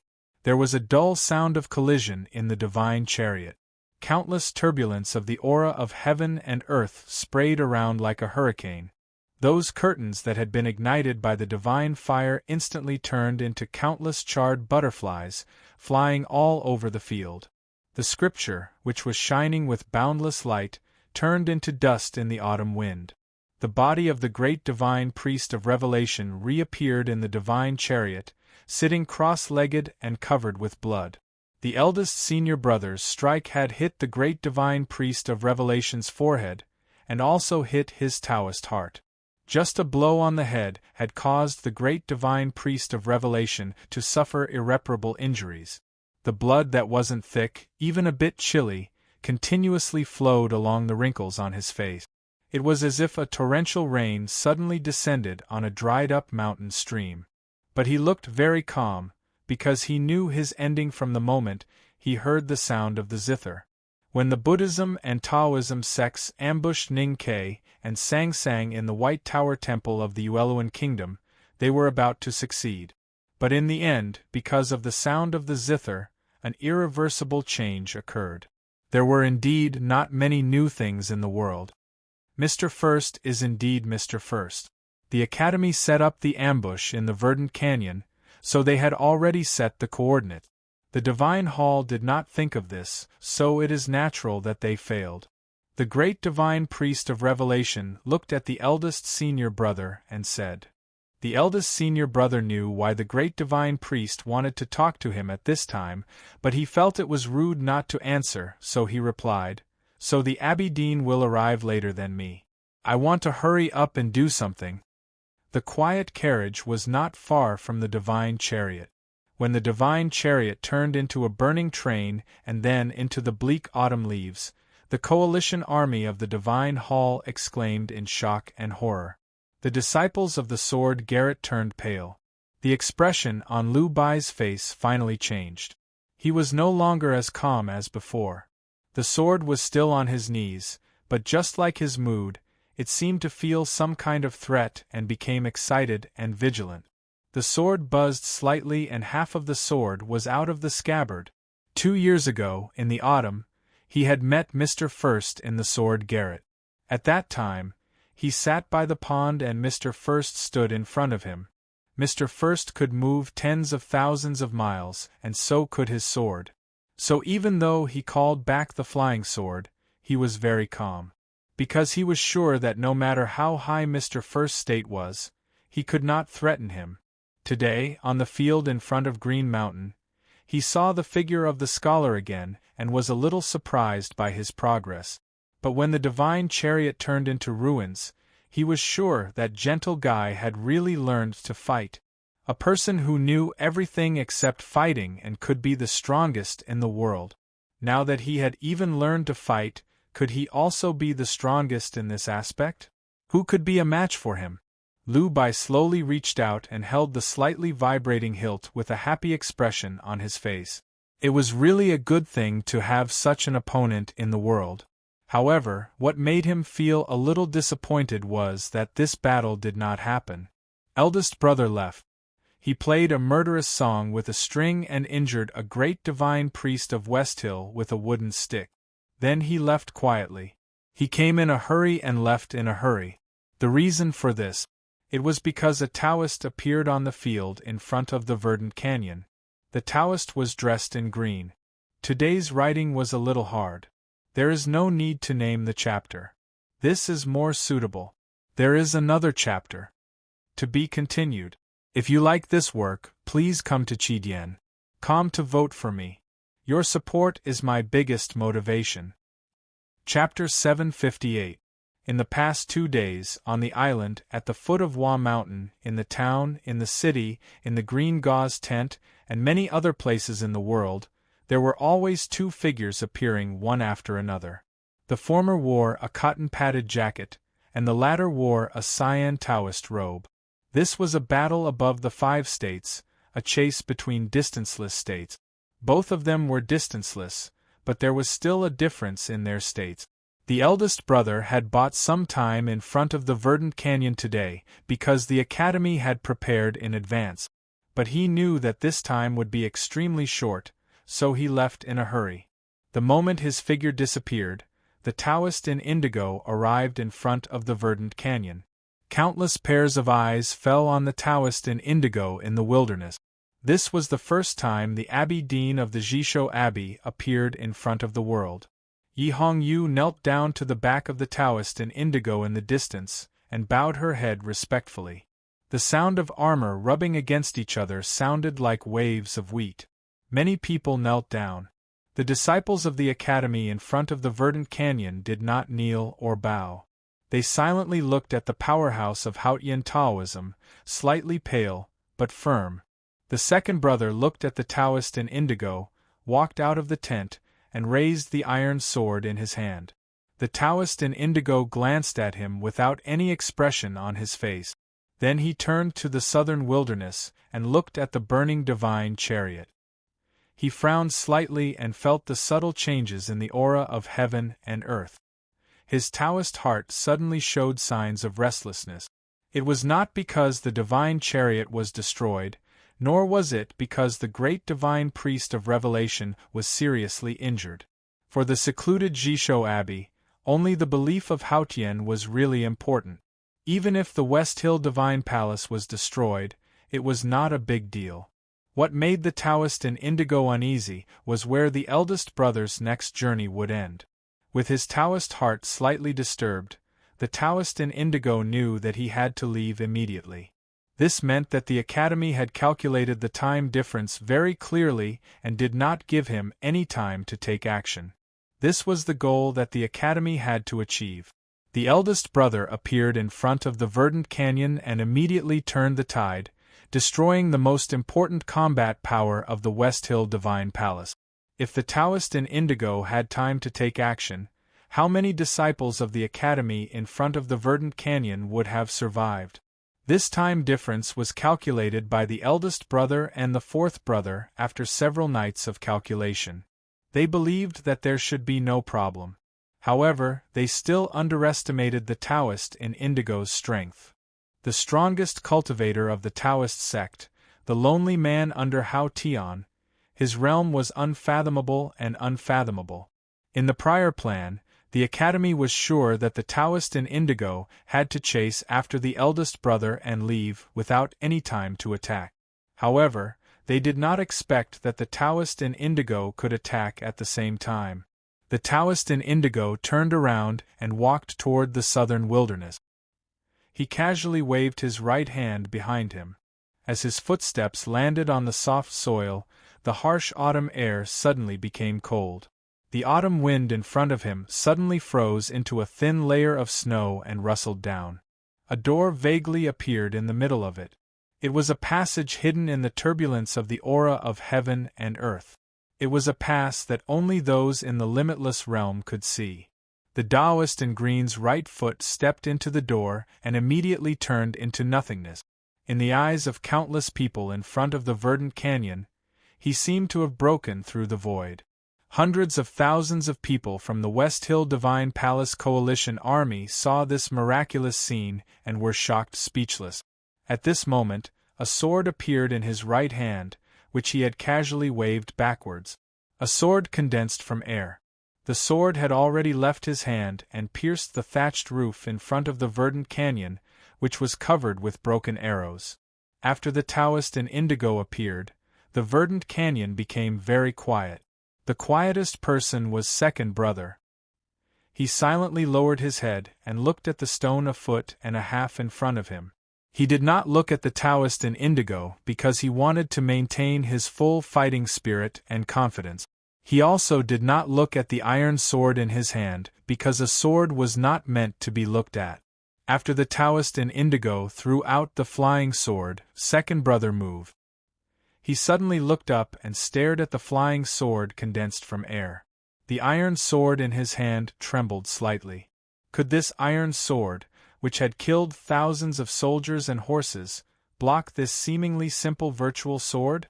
No one knew the answer, because the virtual sword displayed by the Taoist in indigo suddenly became real nothingness in front of Jun Mo. It quietly passed through the area where he was and returned to reality behind him, continuing to stab under the awning. This method seemed to make the Taoist sword enter the limitless state. It was really incredible. In the face of such an unfathomable flying sword, second brother did not show any shock or fear on his face. Instead, he slightly frowned and looked down on the opponent. This virtual sword was indeed clever and the choice was indeed accurate. Since it was a sloppy sword before leaving, of course, the Taoist in indigo had to ensure that his sword could create the greatest lethality. Because this sword was a little sloppy, the Taoist in indigo let second brother go. In a sense, this was a respect for second brother. But in second brother's view, this was ridiculous. With the identity and state of the Taoist in indigo, he actually had to think about dealing with the disciples of the Academy. It was really vulgar. So he looked down on this person. Even if his state was far above mine, even if he was the Abbey Dean of the Jisho Abbey, even if he was the highest peak in the cultivation world after the teacher ascended to heaven, he still looked down on him. No matter how powerful a person was, as long as he had a vulgar aura, second brother would not take him seriously. Of course, this did not mean more. Second brother knew how terrifying the power of the virtual sword was. He slightly raised his sword-like eyebrows. He looked down on the Taoist in indigo because he did not see through the tactical array in the iron shelter. Although the virtual sword had let him go, once it entered the shelter, he would be the one to bear the sword's style. Because there was a red thread tied under his feet. The other end of the red thread was under the shelter, connected to all the junior brothers and sisters. He was ready to bear the virtual sword. He was ready to be injured. Seriously injured. But he was not ready to die. Because if he died, the verdant canyon would not be able to be defended. The broken arrows on the iron shelter were disturbed by the chi of heaven and earth carried by the virtual sword. They flowed down from the eaves like falling sand, like a waterfall of arrows. Inside the waterfall, seventh sister Mu Yu was pale. She held the red thread tightly in her hand and pulled it hard. Looking at the back of the man outside the shelter, her fingers trembled violently. Second brother would bear all the physical attacks that she, her fellow disciples, and the iron shelter suffered. However, this time the opponent was not a disciple of the sword Garrett of the South Jean Kingdom, but the godlike Abbey Dean of the Jisho Abbey. Could senior brother bear it? How badly would he be injured? Would he be okay? Suddenly, she saw a shocking scene from the corner of her eyes. The red line buried in the sand had been quietly cut off by someone. Fourth brother's fingers had just left his ankle. There was another red thread tied to his ankle. The red thread was originally connected to second brother, but now it was tied to his ankle. This meant that he would be the one to bear the virtual sword of the Taoist in indigo. This tactical array was originally designed by fourth brother and herself, and finally modified by eldest brother. Mu Yu knew that there would be no problem with fourth brother's changes at this time. However, fourth brother was only at the see-through realm. How could he withstand a blow from the Abbey Dean? Before Mu Yu could scream, the virtual sword had arrived. The faint shadow of the sword seemed to have gone beyond the scope of speed. When it entered the iron shelter in front of the verdant canyon, its speed suddenly slowed down and became visible to the naked eye. The tactical array under the iron shelter was activated, and the red thread tied to the feet of all the Academy disciples began to shake violently. Countless fine and tough auras were produced. The virtual sword was bound by countless auras and suddenly slowed down. It was like the sly sword of Lu Yiqing, a knowing destiny state powerhouse from the sword Garrett. However, the gap between the Abbey Dean of the Jisho Abbey and Lu Yiqing was like heaven and earth. This seemingly random virtual sword was tens of thousands of times stronger than Lu Yiqing's sly sword. There was a tearing sound. That illusory sword broke through all the threads of aura like it was breaking dry weeds and rotten wood. Then, it pierced deeply into the yellow sand. The yellow sand was very fine. It was whiter than the fine sand by the sea and finer than the gravel by the river. It was extremely soft. Although there was sand in the field before the verdant canyon, it was absolutely impossible to find this kind of yellow sand. This kind of yellow sand could only be found in one place. In the sand table where fourth brother was always with him. The virtual sword pierced into the sand table. Fourth brother's face suddenly turned pale. He held the sand table high in front of him, and his hands trembled violently. This seemingly inconspicuous sand table had actually blocked the virtual sword of the Taoist in indigo. The virtual sword disappeared in the sand table and into the yellow sand.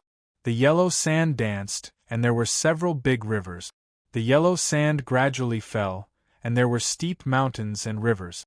Each sand was a world, and there was a world in the sand table. It was a very magnificent river and mountain. The illusory sword danced in the seemingly boundless rivers and mountains. Because of its magnificence and grandeur, it was difficult for the virtual sword to touch anything. Therefore, the horrible power of the virtual sword could not be released. The sword flew in the sand table, over the mountains and rivers, and the fields and sky.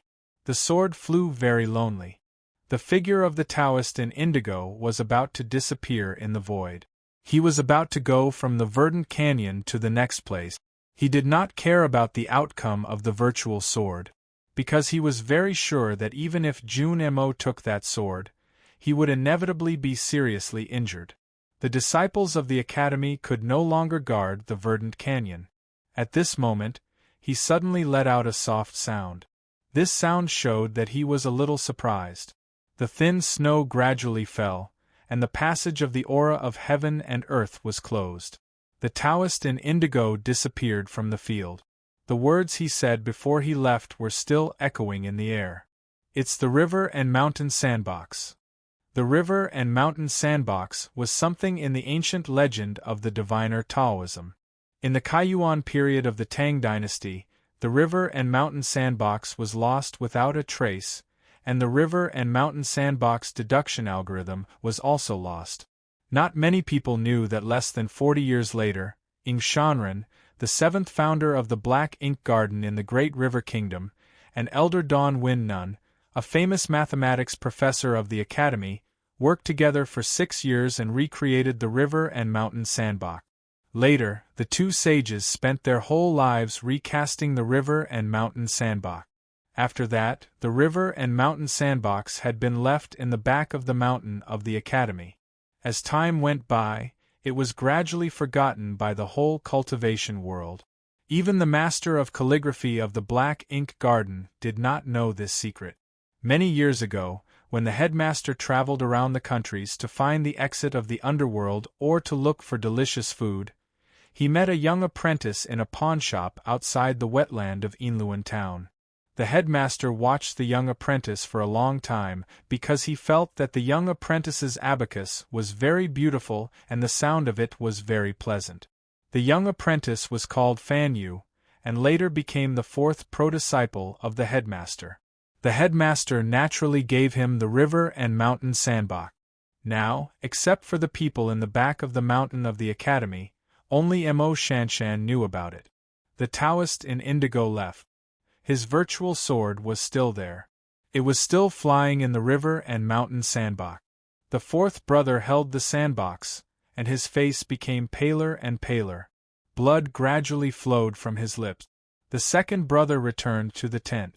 Mu Yu looked at him and asked in a trembling voice, "What should we do?" The second brother was silent for a long time and said, "I don't know." The sixth brother said, "I'll smash the sandbox with a hammer." The fourth brother used all his psyche power, especially his spirit connected with the river and mountain sandbox, to trap the virtual sword. He was too weak to speak, but he was furious when he heard the second brother's words. "You can smash me to death first." He stared at the sixth brother angrily, and kept coughing up blood as he spoke. The sixth brother put down the iron hammer helplessly. Wang Qi looked at the fourth brother who was holding the sandbox and said worriedly, "Do you always hold it like this?" "Senior brother, if you are tired, I can do it for you. I have brewed the medicine for 2 days. The fourth brother listened to the younger brother's naive words and said with relief, "No, I can't let it go." As soon as he said this, there was a dead silence under the iron tent.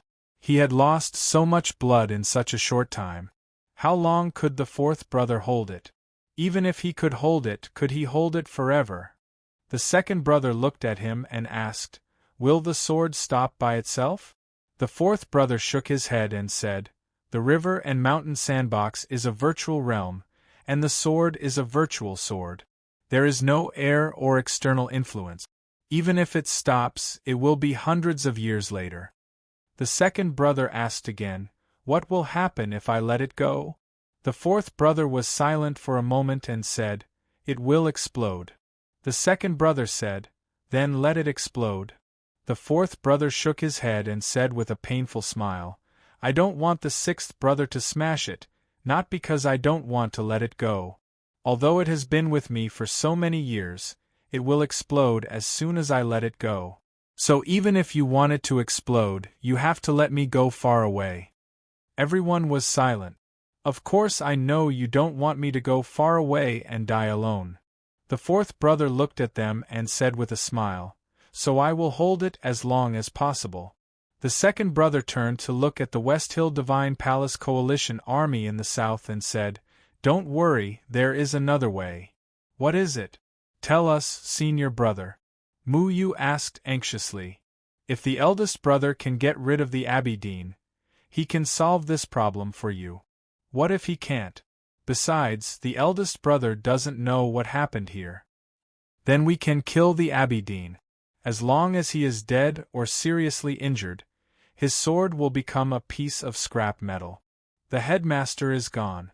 Who can kill the Abbey Dean now? To end this war, we have to kill him. So it's not a matter of who can kill him. Whether it is the Battle of Verdant Canyon or anything else, they are all preparations to kill him." The second brother said, "Chong and has been waiting for him. I'm really tired today." "I don't know why I'm tired. See you tomorrow." 2 chapters. To be continued. If you like this work, please come to Chidian. Come to vote for me. Your support is my greatest motivation. Chapter 759. There was a simple Taoist abbey in the deep forest. Behind the Taoist abbey was a bright lake. There were 7 thatched cottages by the lake, their roofs covered with golden and jade-like straws. A green robe suddenly appeared on the lake. The abbey dean appeared by the lake. There was a half-collapsed thatched cottage by the lake. Golden straws were everywhere, and a dark red book, ink, paper, and inkstone could be faintly seen under it. Seeing this, the abbey dean's face turned cold. A middle-aged Taoist stood under a bluestone by the lake with a horsetail whisk on his arm. His face was pale and solemn. He only relaxed a little when he saw the abbey dean. He said tiredly, "Greetings, senior brother." The abbey dean ignored him, and looked at the half-collapsed thatched cottage in silence. There was a rustling sound. Eldest brother crawled out from under the grass. His hair and cotton-padded jacket were stuck with grass. There was blood at the corner of his mouth. He looked a little embarrassed. He must have been injured when fighting with the middle-aged Taoist. Few people in the cultivation world knew about the existence of the middle-aged Taoist. But it did not mean that he was not powerful. Many years ago, the headmaster used a wooden stick to force him to stay away from the land. He only dared to drift in the South Sea. From that day on, everything in the Jisho Abbey was handled by the middle-aged Taoist. The middle-aged Taoist was the second most powerful person in the Jisho Abbey. He lived in seclusion, but once he made a move, it would be earth-shattering. That was why eldest brother was injured. The abbey dean looked at eldest brother in the thatched cottage and said, "You knew that younger brother was guarding the Taoist abbey. But you came here deliberately. I think it is not wise." Eldest brother replied, "Since the abbey dean has chased me all the way here, it means that my choice is correct." The abbey dean suddenly asked, "Have you been to the Jisho Abbey?" Eldest brother shook his head calmly. The abbey dean frowned slightly and asked, "Then how did you mark the location of the Jisho Abbey in your sense of perception?" The headmaster knew the location of the Jisho Abbey. Eldest brother raised his right hand and pointed at his forehead with his index finger. He said with a smile, "Then he told me." The abbey dean said, "You have been traveling around the world for the past 2 days, but never came here. You must have been waiting for that moment." Eldest brother said, "That's right. Because that is the only way I could buy some time in the verdant canyon. Abbey dean, you have to leave with me immediately." The abbey dean said, "I left a sword at the verdant canyon." After a moment of silence, the eldest brother said, "I trust them." The abbey dean asked, "Why are you so sure that I will leave the verdant canyon with you?" "Because I came to the Jisho Abbey. You have to follow me to the Jisho Abbey. You can't be any slower." The eldest brother said calmly, "Before that, my junior brothers and I had been thinking about what could be more important to you than destroying the Tang Empire and the Academy. We thought about it for a long time, but we couldn't think of a suitable answer." The abbey dean and the middle-aged priest were silent. Eldest brother looked at the ink-red ancient book buried in the straw in front of him and said with a smile, "Later, we finally realized that, for you, your faith in Haotian, or rather, your reverence for it, is greater than countless in the human world. The Tomes of Arcane is a sacred object given by Haotian to Haotian Taoism. 2 volumes have been lost for thousands of years. Haotian will naturally be unhappy. If I take away the remaining 5 volumes, it will be interesting whether I destroy them or hide them. So, you have to follow me here." The abbey dean said after a moment of silence, "Since you are here, you don't have to leave." Eldest brother said, "I am an unwelcome guest. It's better for me to leave as soon as possible." The abbey dean looked at him and said calmly, "The rain doesn't keep the guest, but I am here to keep the guest. You have to know that this is the Jisho Abbey, not the back of the mountain of the Academy. You risked your life to come here. What's the difference between you and a bird walking into a trap?" The meaning of this sentence was clear. It was not a threat, but a calm and simple explanation. No one would doubt that in the unknown place, the Jisho Abbey was the simplest. However, Haotian Taoism ruled the world. As the existence above the clouds of Haotian Taoism, the Jisho Abbey must have very powerful, or even unimaginably powerful means. Eldest brother was very clear about this, but he looked calm. Since he dared to come, he had already prepared his means. The Abbey Dean waved his sleeves and clouds came out. Between the green mountains and the lake, the aura of heaven and earth suddenly closed. The clear and beautiful autumn sun could not fall. The autumn wind could only pass through the ruined forest behind the Taoist Abbey, but could not pass through the walls of the Taoist Abbey. The big array of the Jisho Abbey was activated. The Taoist Abbey became an independent existence in the Haotian world, but closely related to the Haotian world. No one could leave this small world. Not even the limitless state, because the aura of heaven and earth in the Jisho Abbey had been completely separated from the aura of heaven and earth around. If eldest brother wanted to leave with the limitless state, he would run into the dense boundary. But he still left, leaving leisurely. His cotton-padded jacket fluttered, and eldest brother's figure suddenly faded and disappeared in the autumn wind by the lake. There was dead silence by the lake. The Abbey Dean looked at the middle-aged Taoist with a cold expression. In these years, the Jisho Abbey had been managed by the middle-aged Taoist. Long Qing could escape from the Taoist Abbey because he followed the Abbey Dean's wishes and deliberately indulged himself. But what was going on now? The middle-aged Taoist's expression became a little gloomy. He sighed and said, "He came back." The Abbey Dean flicked his sleeves and disappeared into the void, leaving two extremely cold words. Unfilial son. No one knew what had happened in the Jisho Abbey. The field in front of the verdant canyon was quiet. The West Hill Divine Palace Coalition Army had sounded the gongs to retreat. Today, the Divine Hall was about to win a decisive victory. No one had expected that eldest brother of the Academy would appear on the battlefield and turn the whole situation around with a string and a stick. Although the Abbey Dean's appearance had injected confidence and fanaticism into the West Hill Divine Palace Coalition Army, unexpectedly, the Abbey Dean had disappeared. There seemed to be no change in front of the verdant canyon. The Coalition Army had suffered a series of setbacks. Their own strength was not the main thing. The key was the burning divine chariot, the cavalry corpses all over the ground, and the unbreakable exit of the verdant canyon, which made the soldiers' morale abnormally low. Although they were not desperate, they began to feel tired. Now that the great divine priest of Revelation was seriously injured, and the divine chariot was burned and blown into countless flying ashes by the autumn wind, the morale of the army was gradually unstable. Yi Hongyu immediately decided to withdraw the troops in advance. It was still early. The night gradually fell.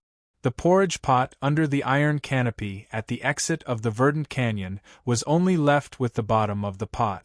The fragrance of porridge had already spread to the field, without a trace left. The people of the Academy were very quiet, which was completely different from last night when they were high-spirited, talking and killing people. Although only 2 days had passed, they were already very tired. Fourth brother held the river and mountain sandbox and coughed from time to time. The front of the Academy uniform was full of mottled blood stains. Wang Qi squatted beside him with a medicine bowl and was thinking of ways to feed him medicine. Beigong Weiyang and Shimen Buhua were injured by the teachings. Fortunately, they took medicine in time and were treated by eldest brother. Their injuries had stabilized and their spirits were much better. In fact, second brother was the most tired person. His expression was still so calm, and his sitting posture was still so upright. But everyone could imagine how tired he was at this time. Go to bed early. Second brother looked at the coalition tents in the southern field. Looking at the dense lights that were even brighter than the stars in the sky, he said after a moment of silence, "Tomorrow should be more difficult." The younger brothers and sisters responded, but no one went to sleep. They still sat around fourth brother. At this time, The virtual sword left by the Abbey Dean was still flying in the river and mountain sandbox. Fourth brother had to use his own psyche power to launch the river and mountain sandbox to trap the virtual sword in the yellow sand. He could not put down the sandbox, nor could he rest. He could only endure the pain. No one knew how long he would last, or whether he could make it to the end. Second brother walked behind him and sat down. Since he came to the verdant canyon, he had not taken off his armor. Therefore, when he sat down, the sound of the iron armor hitting against each other was extremely clear, firm and stern. Just like what he said later. It's always easier to lean on each other. Fourth brother smiled slightly, leaned back tiredly, and then slowly closed his eyes. Second brother passed the iron sword from his shoulder to the back and put it under his forearm. There was a bright moon in the night sky. The moon was relatively dark, so the stars in the night sky could be seen clearly. Yi Hongyu looked at the night sky quietly, with no expression on her face. The great divine priest of revelation had been sent back to the West Hill Divine Palace, but no one knew if he could survive. If Mr. First's rod was aimed at her, how should she deal with it? She thought for a long time and finally came to the conclusion that she could not deal with it. But she was not discouraged, nor did she feel defeated. She had never been that kind of person. She was never the most powerful person. But it turned out that she could always defeat enemies who were stronger than her in the end. At this time, she was thinking more about something else. The more she thought about it, the more she frowned. She thought about it for a whole night. Until dawn. The morning light gradually brightened, and the wilderness was covered with mist. No one knew whether it would be sunny or cloudy today. Everyone in the West Hill Divine Palace Coalition Army was waiting for one person to make a move. Because only that person could defeat the Iron Sword in front of the verdant canyon. And everyone firmly believed that as long as that person made a move, he would definitely win. However, Lu Bai still did not make a move. Even the disciples of the Sword Garret began to feel doubtful and puzzled. Yi Hongyu looked at the quiet horse carriage with a hint of sarcasm in her eyes. She respected the sage of sword Lu Bai very much. Because of the paper sword in the letter, Lu Bai was even half a teacher to her. But she still felt that Lu Bai was a very stupid person. In her eyes, all pride and self-esteem were stupid. No matter how much pride a person had, it was the same. No matter whether that person was the Abbey Dean or Lu Bai. In this battle of the verdant canyon, if the real powerhouses in Haotian Taoism could listen to her command, she had countless ways to directly crush the people of the academy in front of the verdant canyon. If Lu Bai was willing to give up his pride in sword Taoism and cooperate with the cavalry to besiege them, who in the world could resist? If the Abbey Dean was willing to step into the mortal world, how could the academy be a match for Haotian Taoism? The problem was that although she was now the great divine priest of West Hill and was like a god in the hearts of the believers, there were always a few people in the world that she could not influence or control. The Abbey Dean and Lu Bai were such people. Last night, she looked at the moon and did not sleep. She suddenly thought of Ning Quebec. She and Ning Ke were the real kindred spirit. Only she and he understood that unscrupulous means were the best means. At this moment, a Buddhist chant came from the thin mist. There is one more chapter. To be continued. If you like this work, please come to Qidien.com to vote for me. Your support is my greatest motivation. Chapter 760. The Mute Speaks. Put some salt on the pancake. The Buddhist chant came from the mist. A figure slowly walked out of the mist. It was a man who wore plain clothes but had his hair combed into a Taoist bun. A thin wooden sword floated above his head and quietly broke through the mist. It was Yi Su, the world wayfarer of Haotian Taoism, and his sword. Second brother slowly stood up. He and fourth brother had been sitting back to back for the whole night.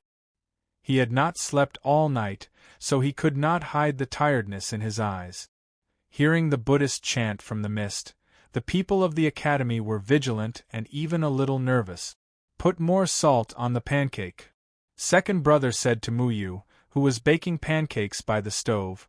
It seems that he has a heavy taste. It was a joke that was not funny. However, he never told jokes, so it was very funny. Everyone burst out laughing. Then there was silence. Second brother began to tell jokes, which made everyone feel a little uneasy. Yi-Su asked, "What is so funny?" Second brother said, "You are the only one who appeared. Of course you are the funniest." Yi-Su said, "It seems that you are not surprised by my appearance." Second brother said, "The Abbey Dean came yesterday. There is no need to care about one more fly."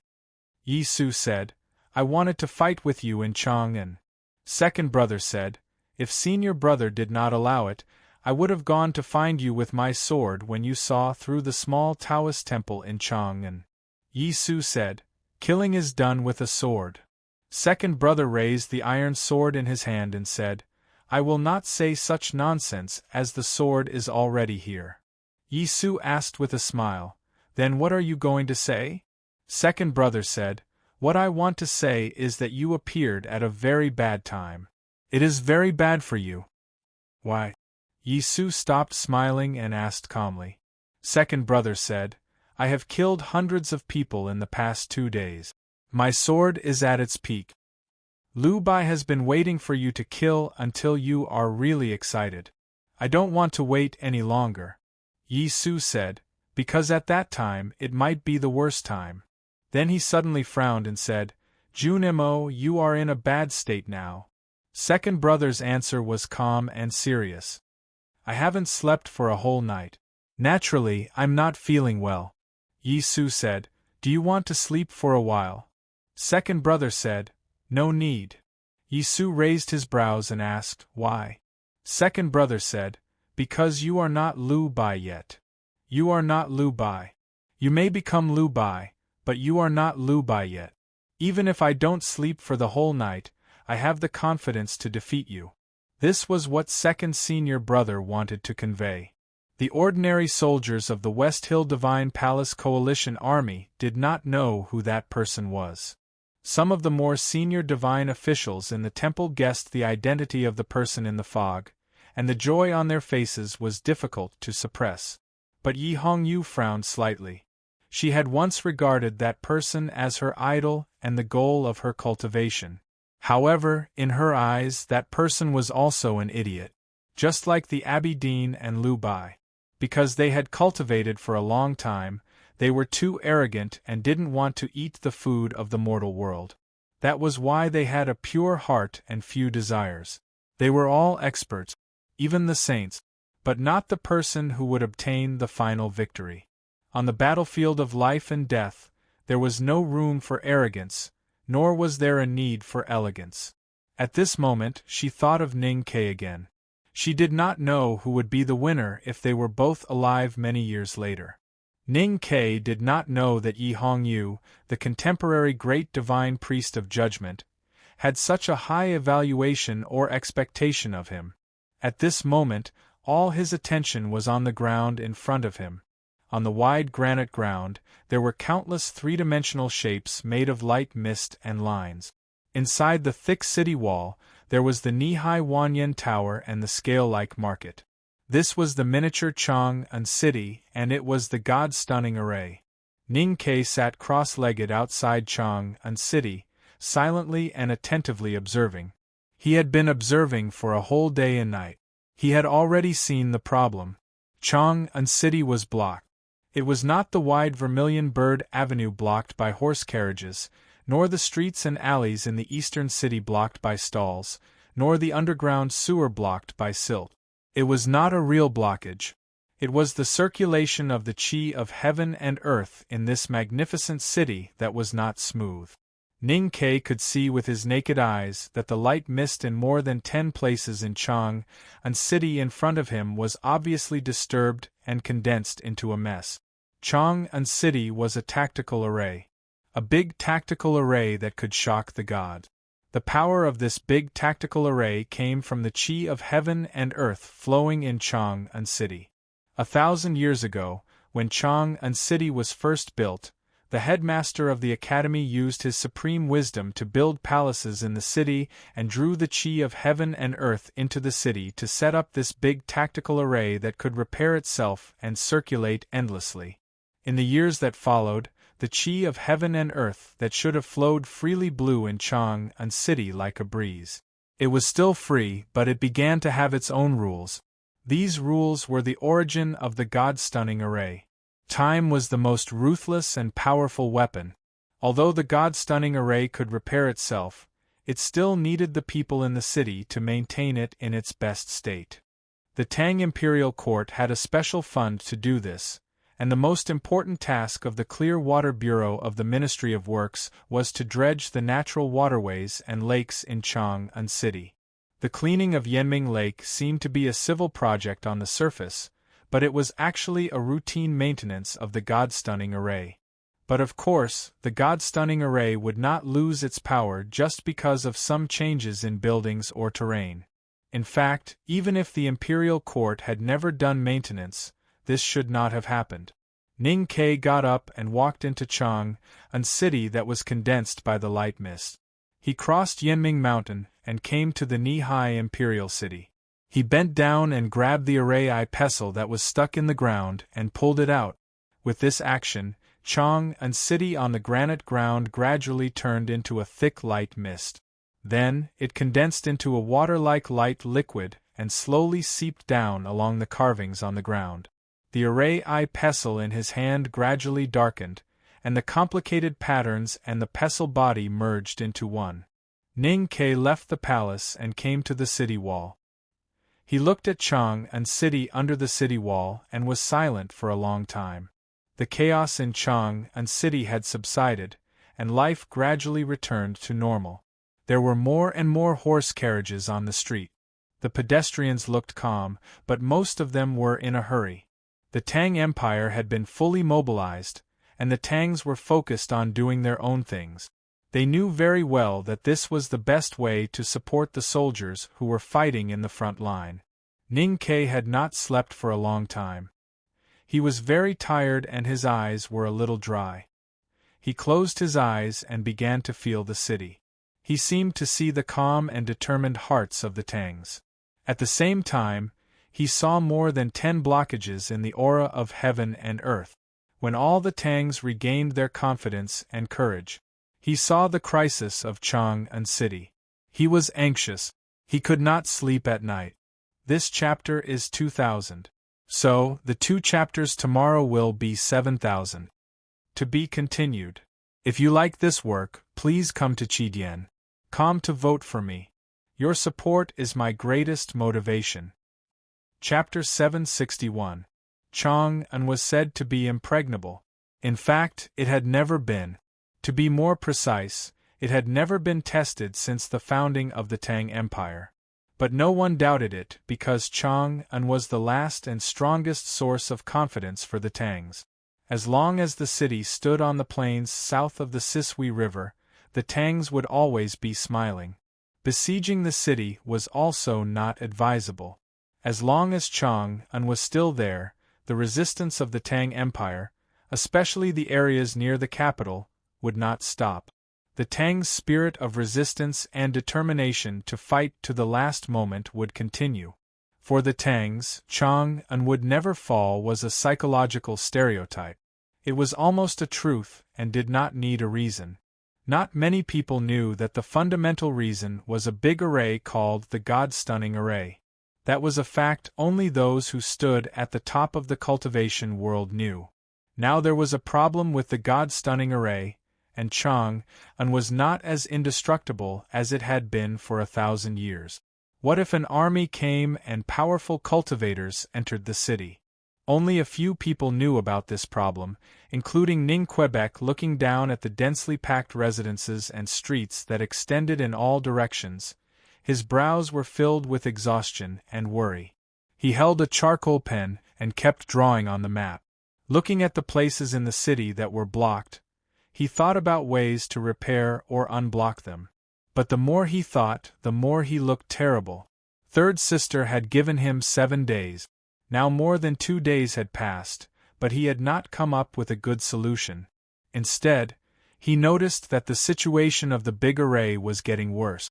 Starting from the Daming Palace outside the North City, the dark water hidden in the autumn forest flowed out of the curved mountain, converged at the lake, past the Southern Gate Temple, past the Wanyan Tower, entered the Vermilion Bird Avenue, and came out from the South Gate of Chang, and all the blockages happened on this dark line. In the God-stunning array, this dark line was very important. It was called breath, and it was the key passage for the cycle of life and death.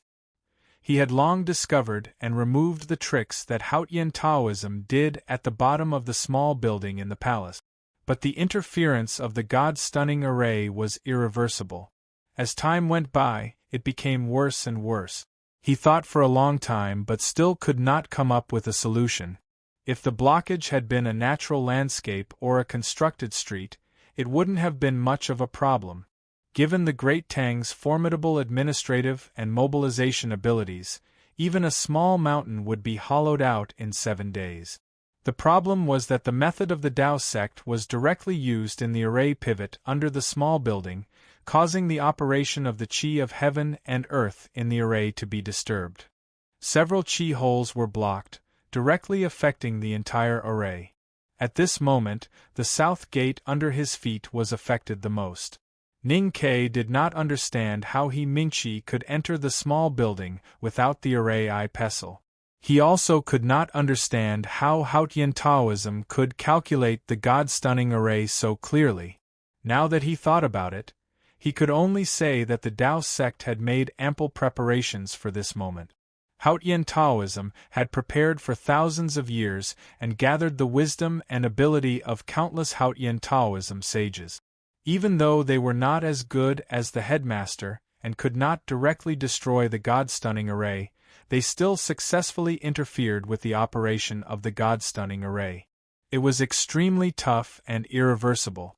Ning Ke had eliminated all the sources of interference that Hautian Taoism had placed in Chang'an, but he could not repair the blockage of the array because it would require an unimaginable amount of Qi of heaven and earth. In fact, this level of damage or interference could be repaired by the God-stunning array itself, but it would take a long time, 2 or 3 years. In times of peace, this was not a big deal. The problem was that now was the time of the World War against the Tang Empire. The enemy would not give the Tangs such a long time. If the headmaster had not ascended to heaven, this would be a very simple matter.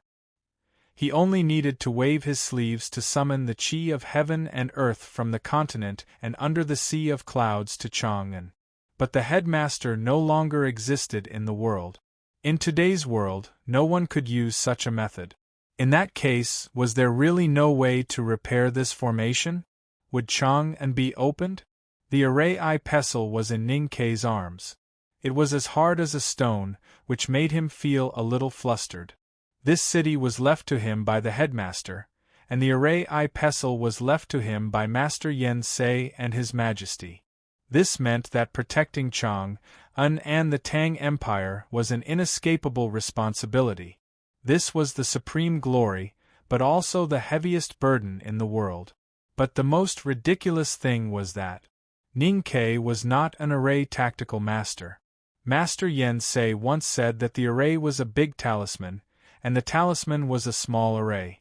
There had always been a saying in the cultivation world that an array tactical master might not be able to become a talisman master, but a talisman master must be a very good array tactical master. Ning Ke was a very talented talisman master, but for some reason, his talent in array tactical was terrible.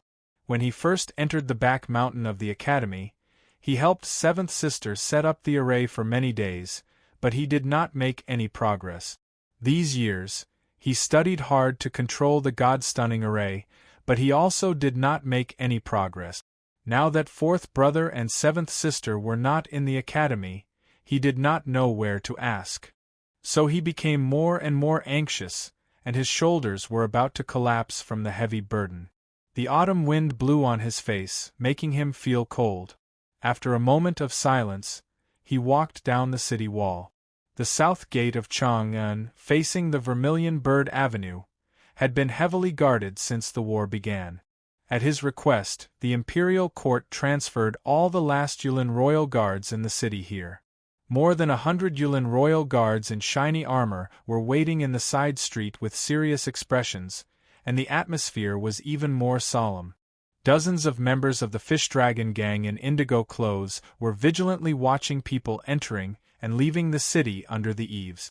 The troops around Chang and had been transferred to the northern borderline, leaving the city defenseless. The imperial court was forced to use the power of the people. The sergeants of the city defense department carefully checked the teams entering and leaving the city, and each document was checked by 3 people in turn, to ensure that there were no spies or contraband. This kind of inspection was very complicated, and the workload was very heavy. Fortunately, there were very few people entering and leaving Chang, and at this time, only the endless supply of grain caravans occupied the official road outside the city. These were all the grain transported from various states and counties. The Tang Empire was ready for Chang and to be besieged. But no one began to prepare for Chang and to be breached, not even psychologically prepared. Looking at this scene, Ning Kei's mood became heavier. At this moment, a woman walked out of the city gate. The woman's eyebrows were like ink, her eyes like lacquer, and her face was picturesque. Her lips were a little thin, and they were calmly closed. On her white face, it was like a winter sweet in the snow. Her straight black hair was scattered on her shoulders, no longer like a waterfall in the past, but like a beautiful brush stroke. Ning Kei looked at her quietly, and suddenly looked up to the sky. The late autumn sky was high and distant and extremely light. He suddenly felt that Haotian, no, it should be the teacher in heaven, felt his anxiety and uneasiness at this time, so he sent her to Chang and to him. Then he withdrew his gaze from the sky, looked at the picturesque woman, and smiled. "Why did you come to Chang'an?" "I wanted to come, so I came." Mo Shanshan replied with a smile, and her white cotton dress was slightly blown by the autumn wind passing through the city gate. Ning Kei thought of a question and said, "Black Ink Garden." Mo Shanshan knew what he was going to ask, and before he finished, she said calmly, "I have left."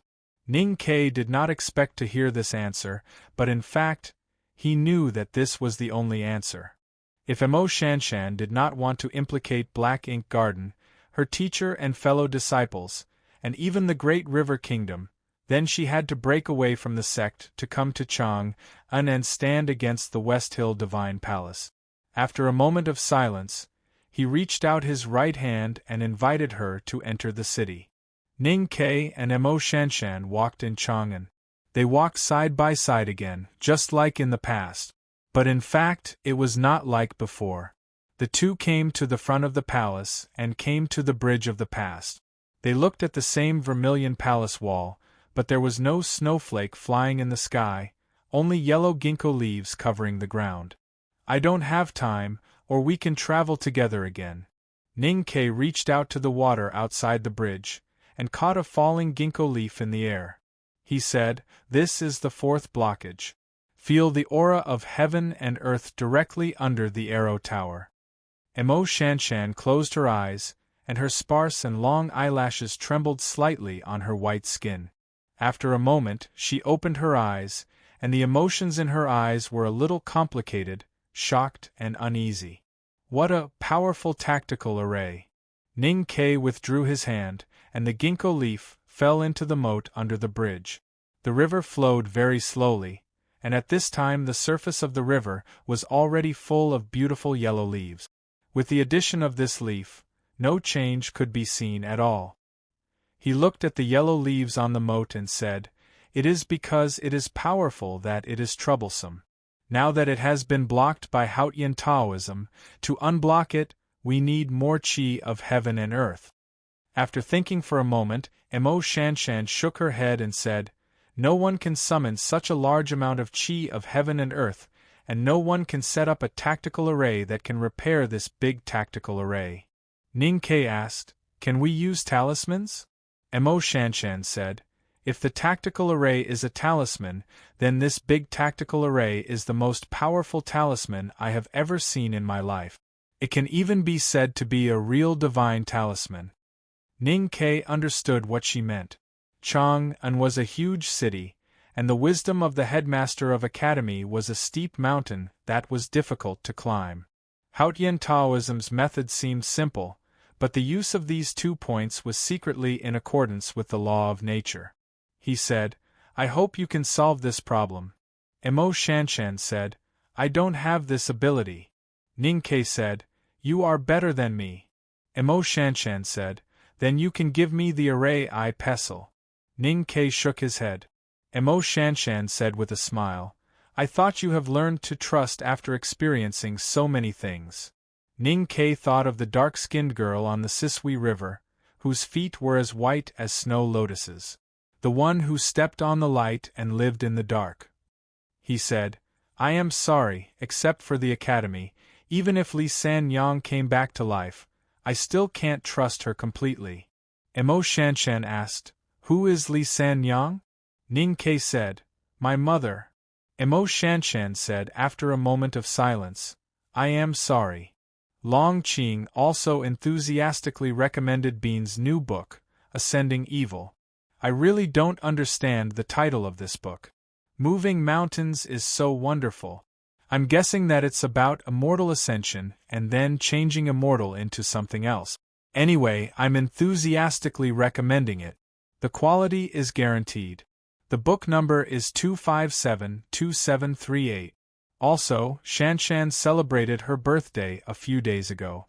I just happened to stop updating on that day. Haha, there's one more chapter today. Also, I won't be resting tomorrow on Saturday. To be continued. If you like this work, please come to Chidian.com to vote for me. Your support is my greatest motivation. Chapter 762. The ginkgo leaves fell all over the ground, just like those words. The two stood on the bridge and were silent for a while. Ning Ke said, "You are eldest brother's sworn sister and my friend. The master of calligrapher asked you to leave Mogan Mountain because he knows that helping the Tang Empire is helping the Big River. No matter what, you have to work hard." Emo Shanshan was a little confused and asked, "What are you going to do?" "I'm going to have a good sleep." Ning Ke said, "I am not eldest brother or second brother. I will die if I don't sleep. I want to vomit after looking at this city for 2 days. I need to relax." Emo Shanshan said, "Then go rest. But please don't feel frustrated and run away. Think about why you sat by the lake for half a day when Monk Guan Hai challenged you." Ning Ke recalled the past and smiled. Next, he drew a very detailed map for Emo Shanshan and explained the God-stunning array. Then he irresponsibly left her and walked to Spring Breeze Pavilion in the eastern city. He did not really go to sleep, nor did he go to Yenming Lake in a daze. The court had just calmed down and Li Yu was still under house arrest in the Princess Mansion. Many ministers were still against Ning Ke and even strongly disliked him, so he could not be too close to the palace.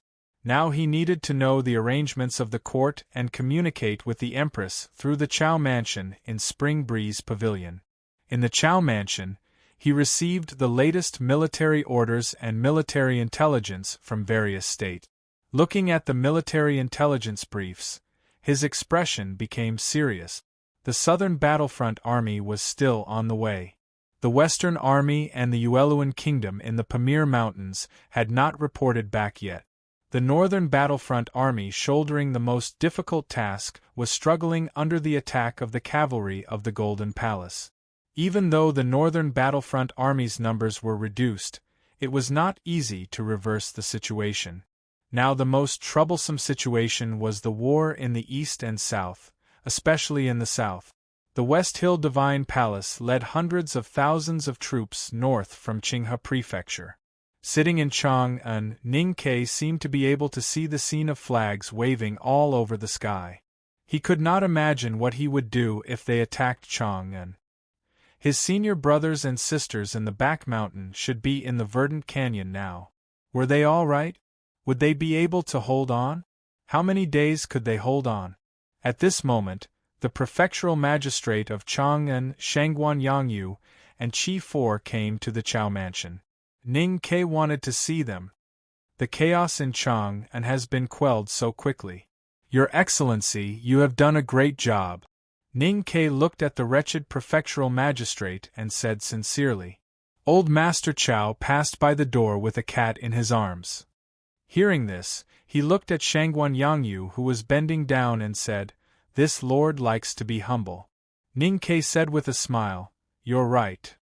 He waved at old Master Chow, rubbed the cat's belly, and left. Shangguan Yangyu said charmingly, Not at all.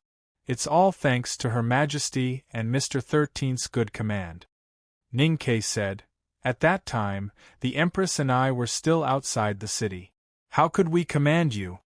Shangguan Yangyu said seriously, When the person is gone, the righteousness lives on. I can feel it. Ning Ke waved his hand and said, Forget it. I'm not a grand secretary and I'm not used to hearing such words. There are few officials in the Tang officialdom who would speak like you. Let's save some time and get straight to the point. Shangguan Yangyu cleared his throat and said directly, He Mingqi should have escaped from the Dongyang Gate. The City Gate Department is investigating internally and has arrested more than a dozen suspects. The Imperial Center Administration and the Southern Gate Temple have become much more well-behaved. Those who escaped from the Qinghe County Club have all been arrested and are now temporarily detained in the club. Ning Ke was very clear that the reason why the Imperial Center Administration and the Southern Gate Temple had become well-behaved had nothing to do with the exposure of He Mingqi's true identity. It was because the parents and relatives of those cultivators were now under house arrest by the Chang'an local government and the Fish Dragon Gang. Under such circumstances, except for those who were truly cold-blooded, who would dare to make a move, the disciples of the Qinghe County families cannot escape the crime of treason. Although they have not been tried, why should they stay in the club and sleep comfortably? Send them all to the local government prison. Ning Ke said. Shangguan Yangyu seemed to be a little embarrassed and said, The local government can't lock so many people. Ning Ke looked at Chi 4 and said, The Fish Dragon Gang must have many dungeons. Mr. Chi shrugged and said, It's not a problem to lock up a few hundred people. Ning Ke looked at the expression on Shangguan Yangyu's face and said, What's the problem? I don't have any problem, but there are many officials in the Imperial Court. Maybe there will be problems. Shangguan Yangyu said, There are two opinions in the Imperial Court about how to deal with the families of Qinghe County. One is to try them as soon as possible to give an explanation to the Imperial Court and the people. The other is to let the disciples of the families stay in Chang'an City alive, so that they can be used as a bargaining chip when negotiating with the West Hill Divine Palace in the future. Ning Ke was silent for a moment and said, These people must die. Shangguan Yangyu said worriedly, What if the officials in the Imperial Court object? Even if we want to negotiate in the future, there are some problems that cannot be discussed. Ning Ke said, The problem of Qinghe County is a problem that cannot be discussed. Of course, it is indeed a pity for these people to die now, so let them suffer first. Chi 4 said, I am better at this.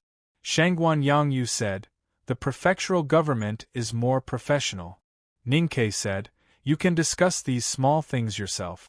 I called you here today because the Empress has decided to hand over the City Gate Department and the temporary law enforcement power to His Excellency. The Fish Dragon Gang will also temporarily be under His Excellency's command.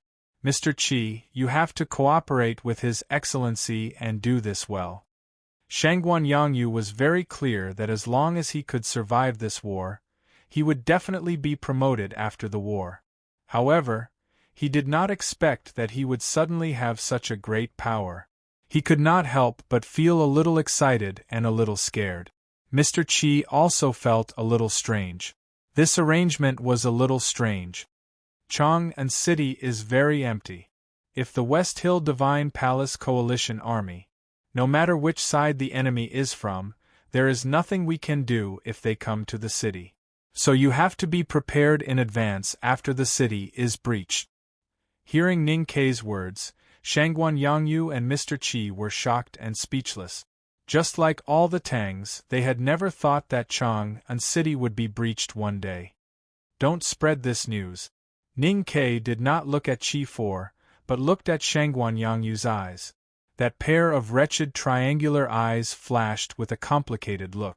Ning Ke looked at him and said calmly, "If something goes wrong, there will be no Shangguan in the world." He said he wanted to rest, but how could he rest?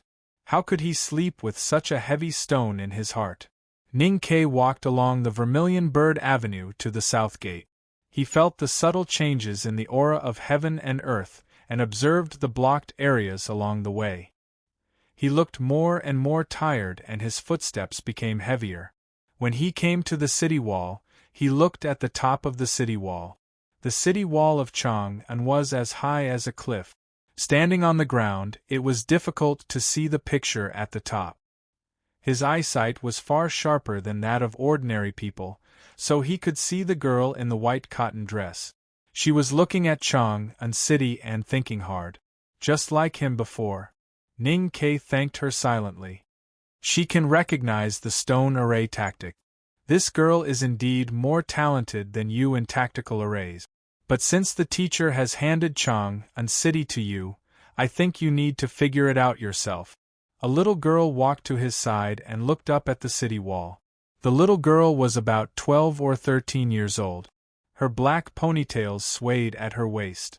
She looked young and cute, but her tone was calm, gentle and mature. It was not inappropriate to call Emo Shanshan a little girl. She was the current leader of the Devil's Doctrine, so she was qualified to call the calligraphy addict a little girl. "Senior sister, I really can't think of any way," Ning Ke said. Yu Lian looked at him and said, "So you have already started to plan to break the city." Ning Ke said, "I don't think about winning, but about losing first. This is my habit." Yu Lian said, "If it is a normal time, this is not a problem. But the situation now is that the Tang Empire will lose, so we must only think about winning, not about losing." Ning Ke did not understand. Yu Lian said, "We can only think about how to win, but not how to face failure. But, if failure is destined, how can we win? Then we have to win before we lose." Yu Lian said, "The final result of a war depends on many aspects. Maybe Second Brother can't defend the Verdant Canyon, maybe the Northern Battlefront Army will be defeated by the Golden Tribe, maybe Chang'an will be broken.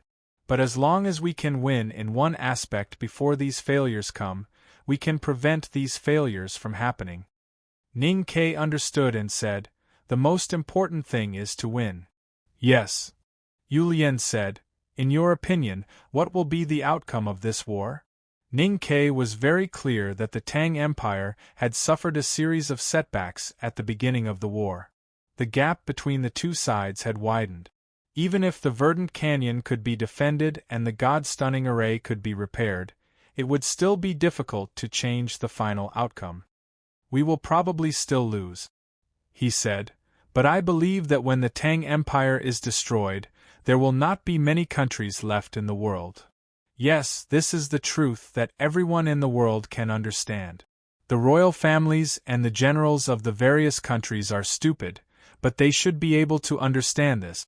Yu Lian said, "The Tang Empire and the Academy have begun to show their power. People are dying everywhere.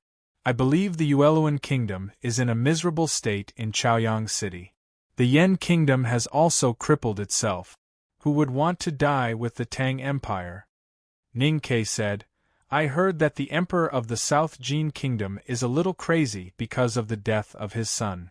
Yu Lian said, "If the Emperor wants to drag the entire South Jin Kingdom into the swamp of madness, the royal family and the generals will come out to stop him.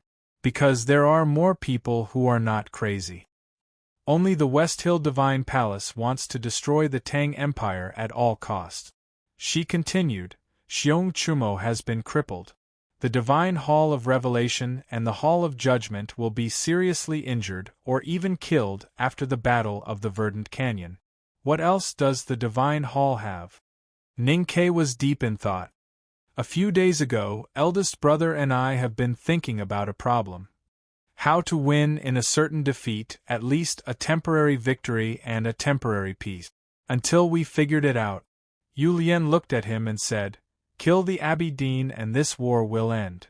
Ning Ke did not know what to say. This inference was correct.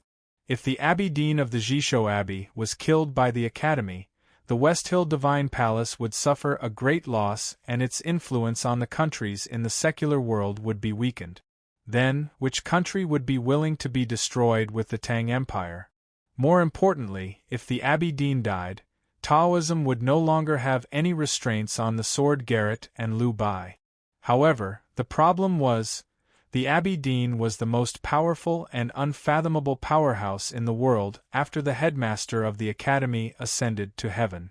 The difficulty of killing him was not much different from the Tang Empire winning this tragic war. Ning Ke looked at her and said, "Senior sister, did you stay in Chang'an and not go to the Verdant Canyon because of this?" Yulien said, "I am not confident that I can defeat him. The Abbey Dean is more powerful than you and most people in the world can imagine. He is even more powerful than we can imagine."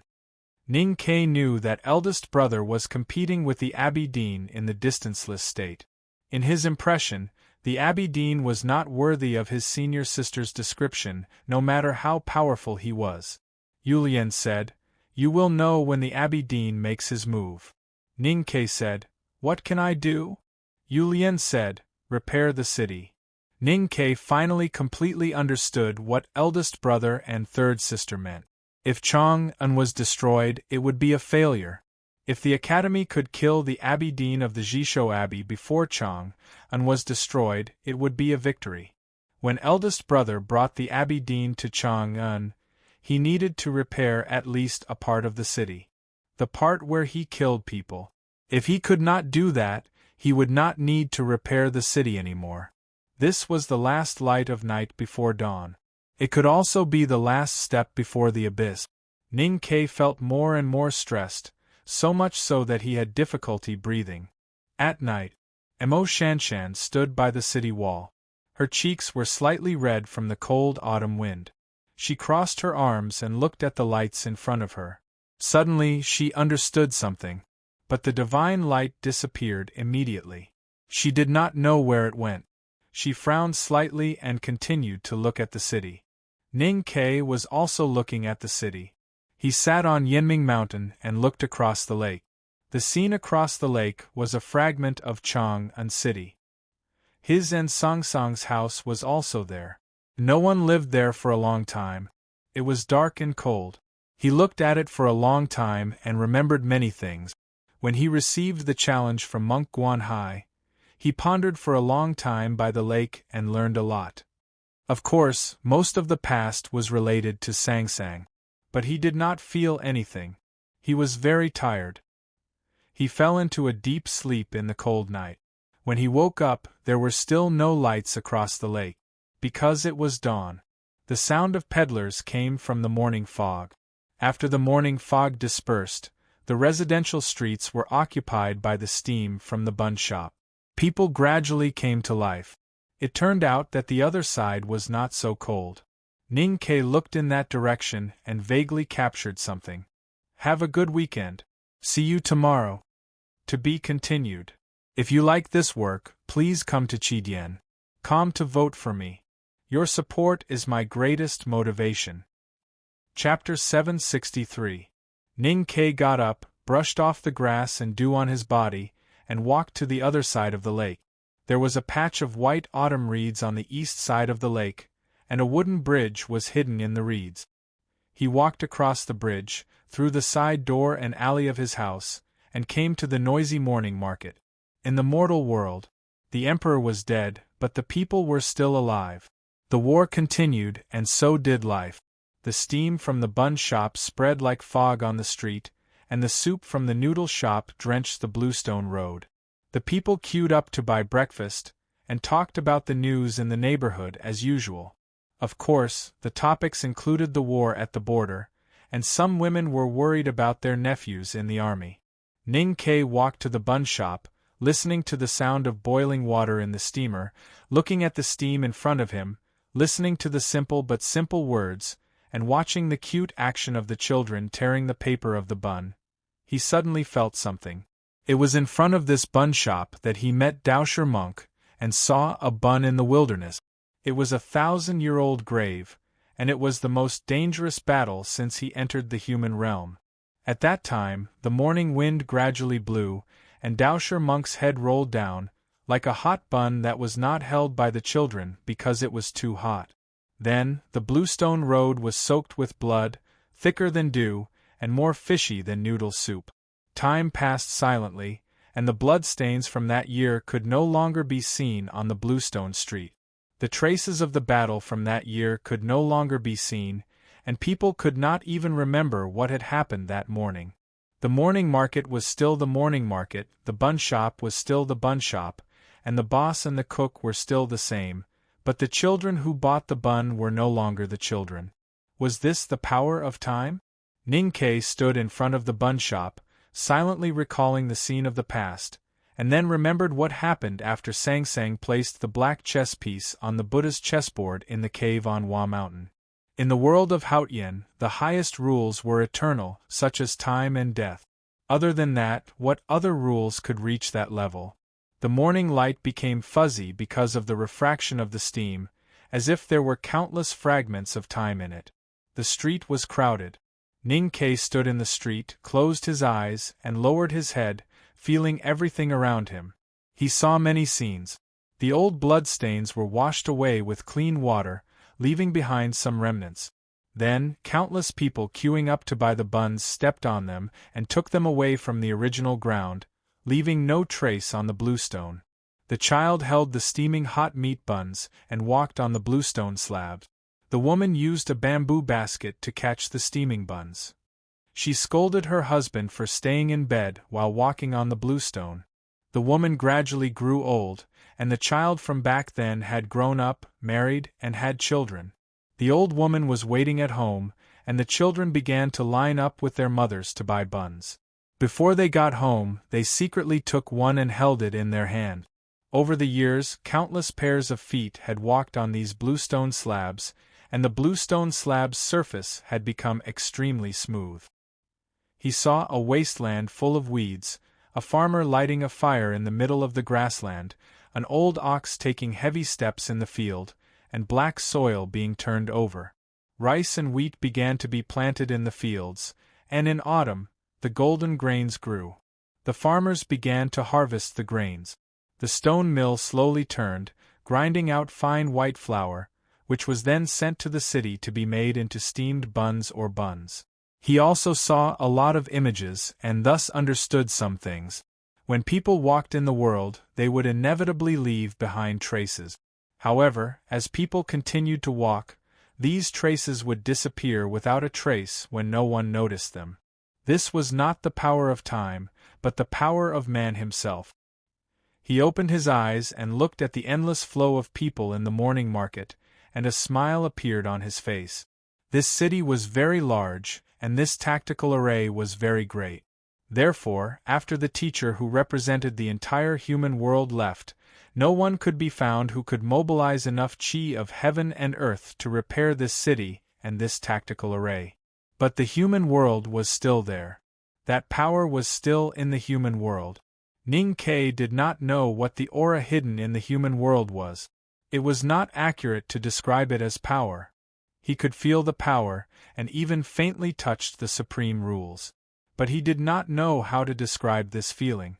What words should he use to describe it? The taste of life or the smell of smoke and fire? He did not know how to mobilize that aura, but at least he had a clue. Most importantly, for the first time, he truly felt that aura. At that moment, he was connected with the teacher and many predecessors. Therefore, he was in a good mood. He saw Emo Shanshan at the other end of the street. Emo Shanshan looked at Chang'an from the city wall. She did not sleep all night, so she looked very tired. Ning Kei walked to the bun shop, bought 2 hot buns, and then walked to the other end of the street. Beef and radish stuffing, a big bun for 2 coins. He handed the bun to Emo Shanshan. Emo Shanshan took the bun with both hands. Her hands were a little small, and the cotton dress was a little loose. The cuffs covered half of her palms. The bun was very big, and she had to hold it with both hands. She carefully tore off the paper stuck to the bun skin, and then carefully took a bite. She looked very focused and cute. He came to the south gate. He climbed the city wall, and looked at Chang and in the autumn wind. Have you ever had the experience of staring at a word for a long time, and feeling that the word is getting stranger and stranger? Whether it is the structure or the appearance, it always feels like it is not a word. Of course, I used to think that it was because I got used to understanding the 8 strokes calligraphy of Yong. Ning Ke looked at the city under the city wall bathed in the morning light and then continued, but these 2 days after looking at Chang and for a long time, I found that this is a very natural thing. Mo Shanshan said, I only looked at it for a night, but Chang and is no longer a city in my eyes. Is it a talisman or an array? Neither. I think this city is a person. Mo Shanshan looked at the roads and buildings in the city, and said, this person is called Chang'an. His snow mountain and ocean of qi acupoints are blocked, and he is waiting for us to help him open up all his acupoints. Ning Ke was silent for a moment and then said, this is very interesting, very similar to me in the past. But because of this, I know that it is basically impossible to open up an ordinary person's qi acupoint. But your acupoints are finally open. Mo Shanshan looked at him and said, so I plan to use your method to cure Chang'an. Ning Ke remembered those past events, but in fact, until now he was not very clear why his snow mountain and ocean of qi suddenly opened up, and why he could cultivate. Mo Shanshan looked at the sky and said, Chang'an's snow mountain and ocean of qi are the heaven and earth. We cannot command the heaven and earth, so we can only let the heaven and earth do it themselves. There are a few reasons why I can't write today. The first is that Lin Hai Tingtao released a new book, and I went to be the guest host. My mind isn't clear. The second reason was that the contents of this chapter were too taxing on the brain. This chapter talked about the most fundamental things of Nightfall. Most importantly, in the following scenes, second senior brother would start to stir up trouble. The previous scenes were all small ones, and the next one would be a big one. The problem was, how should I do it? I wasn't confident yet, so I didn't dare to continue. At this moment, I grabbed my hair and thought about it. Today is Saturday, and it's the day to make up for it. Today, I owe everyone 4,000. I will definitely make up for it within 10 days and 2 shifts. I will explain to everyone that it's all Lin Hai and second senior brother's fault. To be continued. If you like this work, please come to Chidian.com to vote for me. Your support is my greatest motivation. Chapter 764. There was a blockage in a hidden line in the God-stunning array, so the exit of the hidden line was completely blocked. According to the principle of life and death in the tactical array, the flow of the aura of heaven and earth from the north to the south was forced to stop completely, so that the aura of heaven and earth in the city became more and more stagnant until it backflowed and broke the blockage with the help of heaven and earth itself. The prescription that Mo Shanshan gave to Chang and was very simple, but extremely violent. It was hard to imagine that it was made by such a beautiful and gentle girl. If she treated a real person, he would definitely bleed to death after taking the medicine. But if it was Chang and who took the medicine, would it be different? Ning Ke was silent for a long time and asked, where to block it? How? The exit of this line is the south gate, which happens to be the living gate of the God-stunning array. It faces the Vermilion Bird Avenue. If we want to block it, we naturally have to seal this gate. As for the method, Mo Shanshan said, I want to block this gate with stones.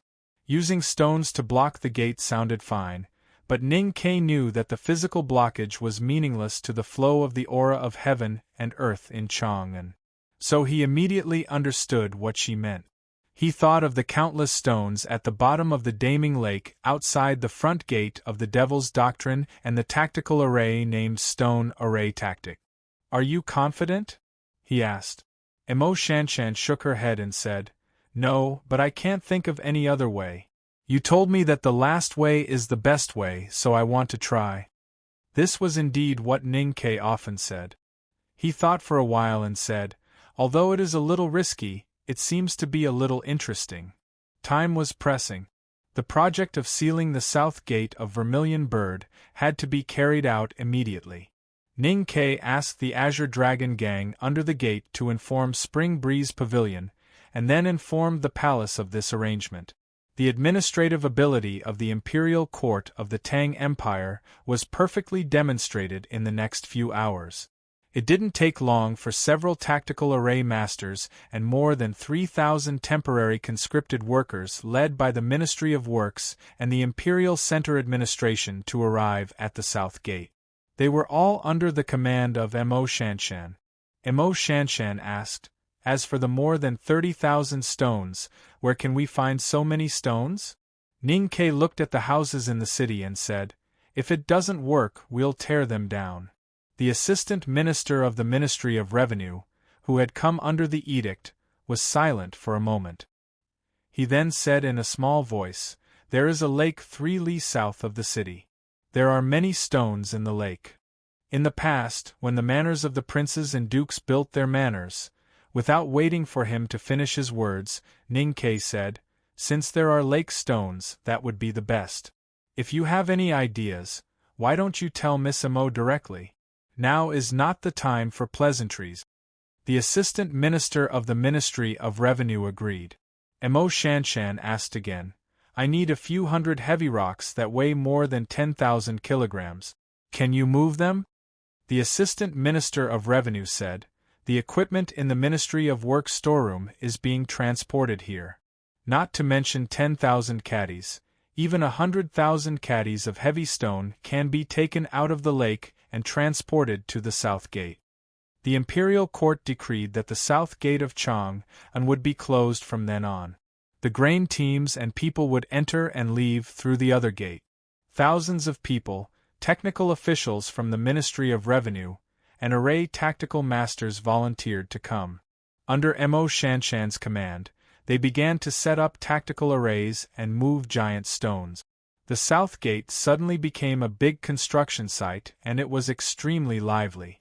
After confirming that there were no other problems, Ning-Ke bid farewell to Mo Shanshan. Mo Shanshan asked in surprise, what are you going to do? Ning-Ke said, the last way is the best way. But it is not the last moment yet. I want to see if I can find another way. Mo Shanshan did not say anything more. She said calmly, I wish you good luck. Ning-Ke bowed and turned to leave. To enter Chang'an from the South Gate, one had to pass through the famous Vermilion Bird Avenue. The late autumn sky was sometimes high and sometimes gloomy. It all depended on whether there were any clouds covering the sky. When Ning-Ke walked along the Vermilion Bird Avenue to the north, a cloud floated in from outside the city and blocked the sunlight from the sky. It cast a large shadow and lowered the temperature in the city. The stone statues on the Vermilion Bird Avenue also appeared much darker because of the change in the light. The autumn wind blew and there were raindrops falling. The cold autumn rain chased the pedestrians on the street to the side. Ning-Ke did not leave. He still stood where he was. He reached behind him and wanted to take out the big black umbrella. But he only touched the hilt of his knife. Then he remembered that the big black umbrella was no longer with him. The big black horse and the horse carriage were also not with him. Sang Sang was also not with him. Ning-Ke thought of the feeling when he and Sang Sang saw it for the first time. He thought of the old days when he was covered in blood and fell in front of it. He was silent and had very complicated feelings. When the headmaster of the academy took him and Sang Sang to the human world for the last time, they had returned to Chang'an. At that time, the Vermilion Bird appeared in the black horse carriage. The Vermilion Bird was a divine talisman in the God-Stunning Array. Ning-Ke was the owner of the God-Stunning Array. Moreover, they were teacher. So at this time, although they did not speak, they seemed to have a telepathic connection. They looked at each other without words. Only emotions and thoughts echoed between him and the Vermilion Bird. You are only at the peak of the knowing destiny state. Ning Ke looked at the vermilion bird painting that looked more and more lively after being wet by the rain. He thought silently in his heart, what's the use for a powerhouse like the Abbey Dean? Young Erxie took back the pitchfork, panting, and stood in the field to rest with it. There was a grave in front of him. The soil on it was very fresh and had just been piled up. The pig trotters on the pitchfork had been given to the refugees. Recently, he began to fight with the grassland barbarian's machete. But the pitchfork in his hand was getting sharper and sharper because he used it more often. The pitchfork was much better for digging up soil than the machete.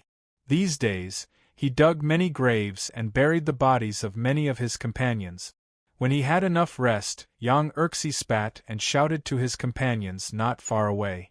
Then he put the pitchfork on his shoulder and walked wearily to the forest in the west. In this wilderness, more than 2,000 new graves were built. They were very small and simple graves. The Tang army would never leave any of its companions, whether alive or dead. Even if they could not do it during the war, they would try their best to find the bodies of their companions after the war. But this was originally the territory of the Tang Empire. The soldiers were buried here, which meant that they were buried in their hometown. It was said that when His Majesty returned to Chang'an, there was only a box of ashes. These dead soldiers had nothing to complain about.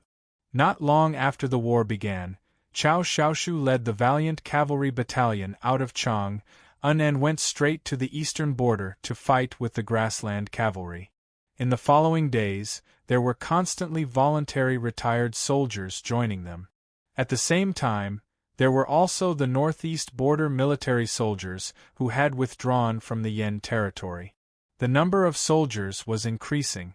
Now the army had more than 30,000 people and was officially named the Volunteer Army by the imperial court.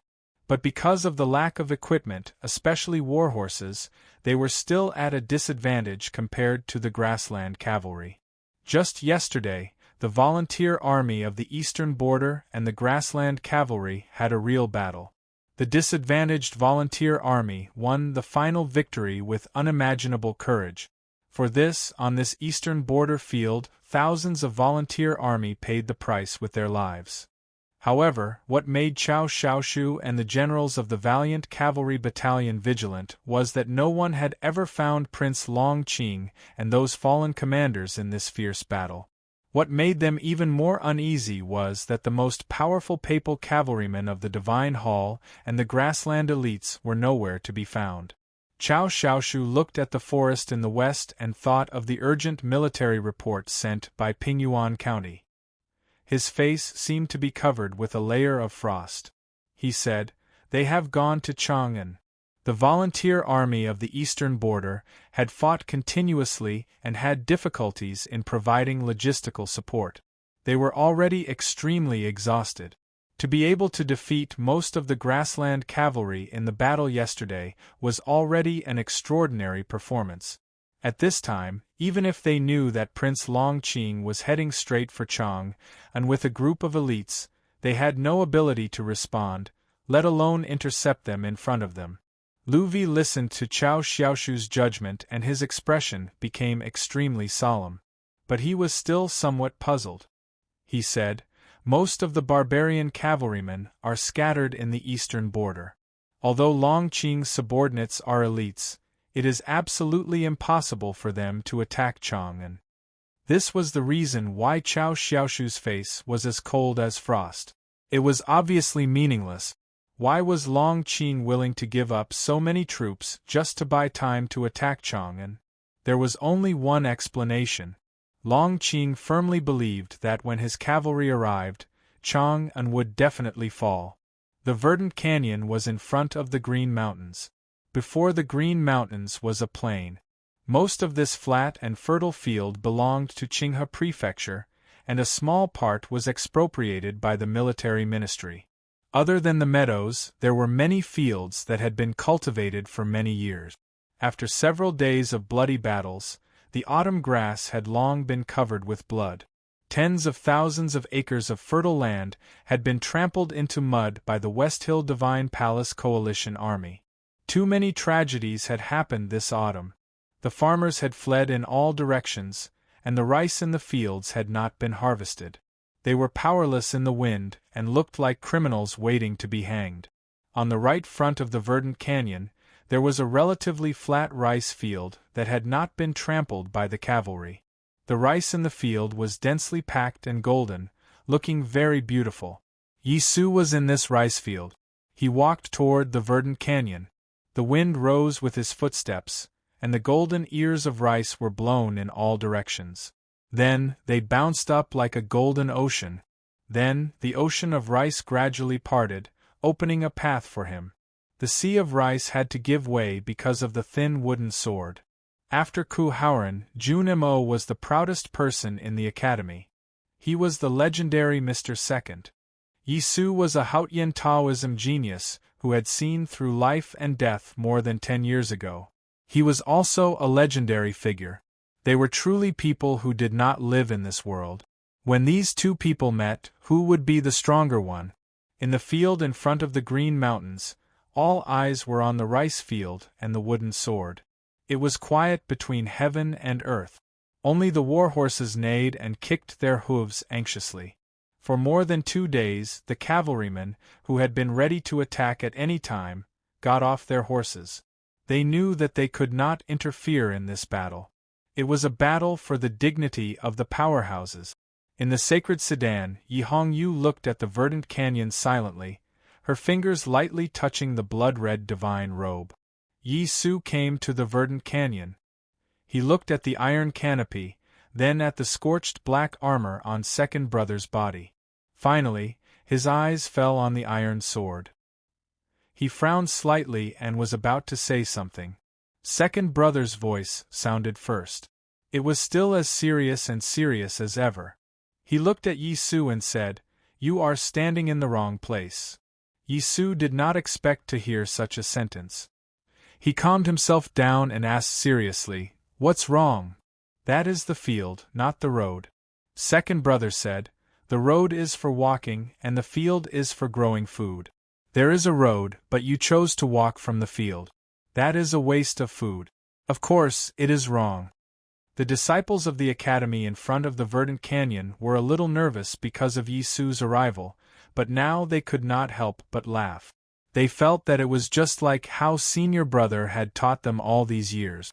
There was no nonsense, no frown, no hesitation. He just said one sentence when he saw you. Because you were wrong, he would say you were wrong. Second Brother was such a person.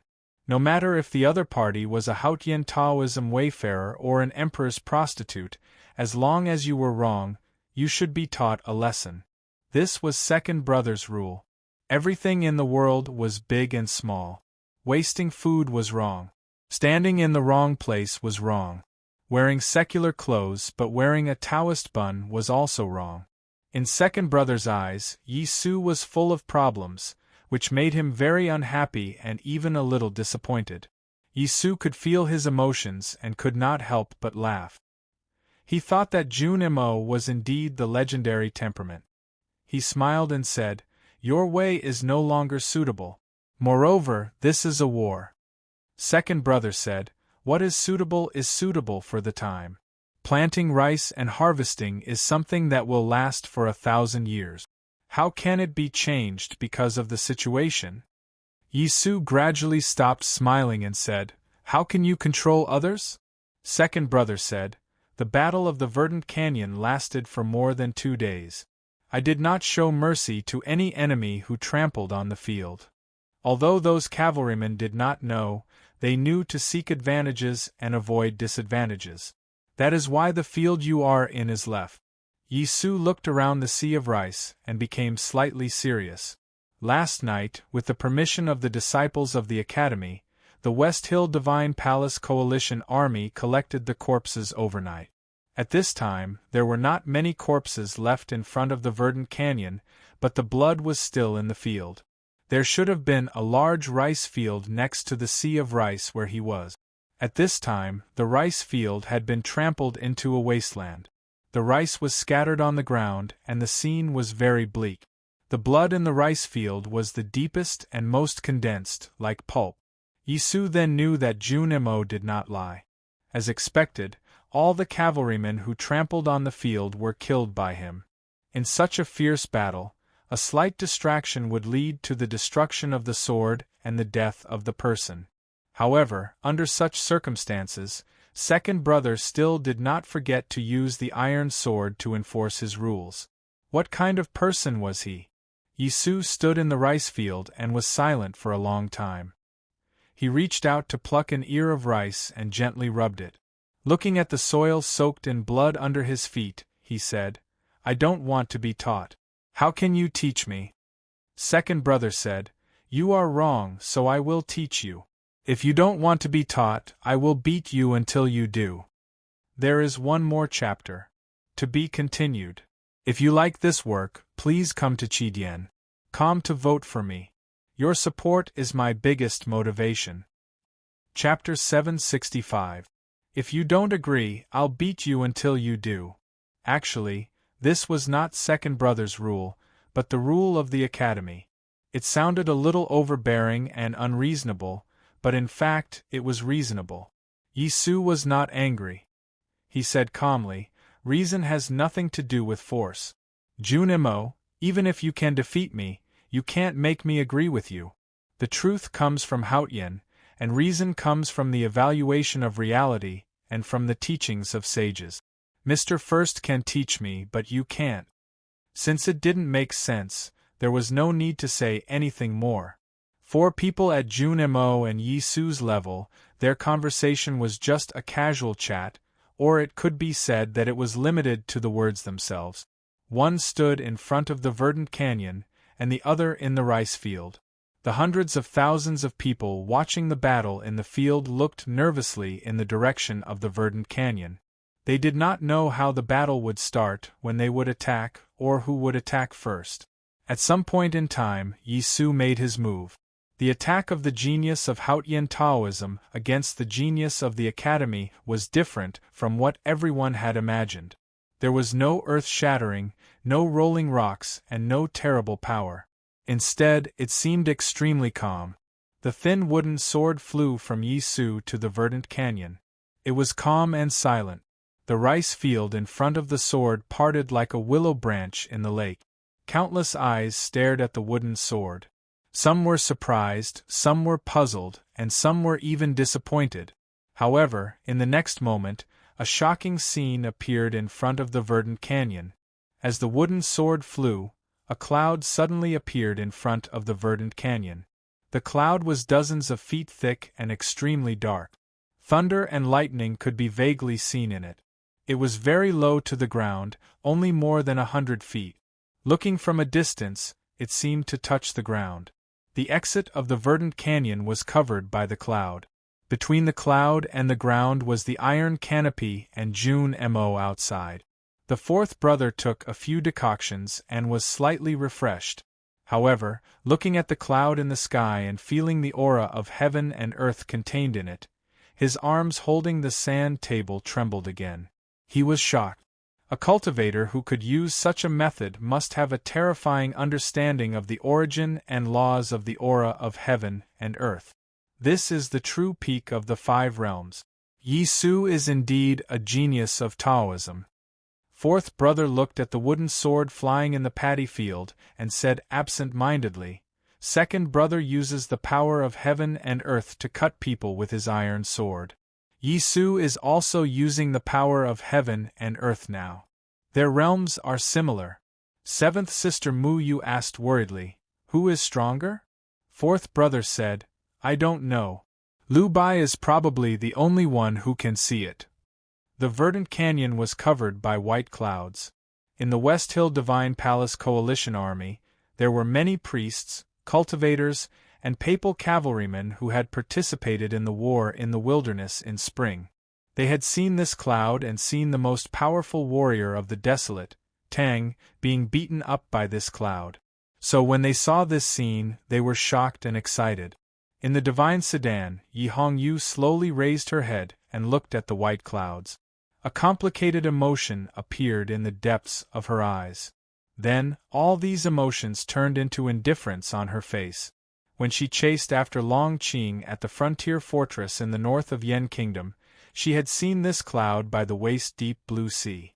So the meaning of this cloud to her was different from that to the others in the West Hill Divine Palace. Lu Bai looked at the white clouds in the verdant canyon and did not speak.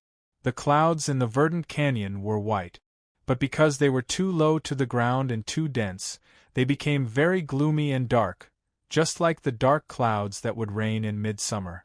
The color of the wooden sword was light white, just like Yi Su's clothes.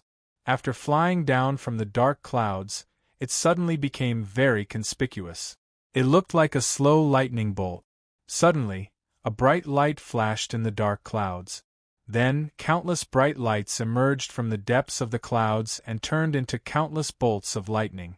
They looked like countless light swords, terrifying light swords. The lightning did not last only for a moment.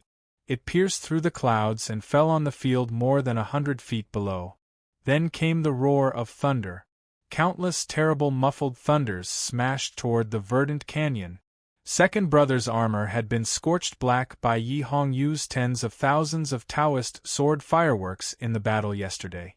At this time, it reflected the countless bright bolts of lightning that fell from the sky, like countless light snakes crawling on the black soil. He held the iron sword, his posture straight and his expression serious. The tall hat was fastened to the helmet, and it remained unmoving amidst the lightning and thunder. His eyebrows did not even tremble a bit. His expression was so dignified. The dark clouds were pressing down, and there were tens of thousands of lightning and thunder. But he seemed to be attending a banquet. He did not watch from the side, nor did he look sideways. He did not look at the clouds or the sword. He only looked at Yi Su and the rice field in the distance. He raised the iron sword in his hand, leveled it, and made an ancient salute. As he held his sword horizontally, the autumn wind that was blowing toward him immediately became silent, becoming silent. The thunder and lightning finally fell. There were countless terrible roars in front of the verdant canyon. Countless bolts of lightning struck the ground almost instantaneously, carrying with them a terrifying power. The dark clouds twisted restlessly, and the lightning drilled into the green mountains like snakes, causing the rocks to collapse. Second Brother leveled the sword, and the autumn wind suddenly became cold. Even the space in front of him seemed to have been drawn into countless squares by the wide and straight iron sword, and then turned into square frames, and finally into thin strips. Countless bolts of lightning fell on his body and entered those spaces. The lightning that should have been zigzagging suddenly became straight and bright lines. The lightning flashed and the thunder continued. The surface of the scorched armor reflected the lightning, and it became brighter and brighter. The soldiers of the coalition army who were watching the battle in the southern field felt as if they were looking at the sun. Their eyes were pierced with extreme pain, and they hurriedly covered their eyes. Those who reacted slower cried out in pain. The cultivators also closed their eyes and used their psyche power to sense the changes in the verdant canyon.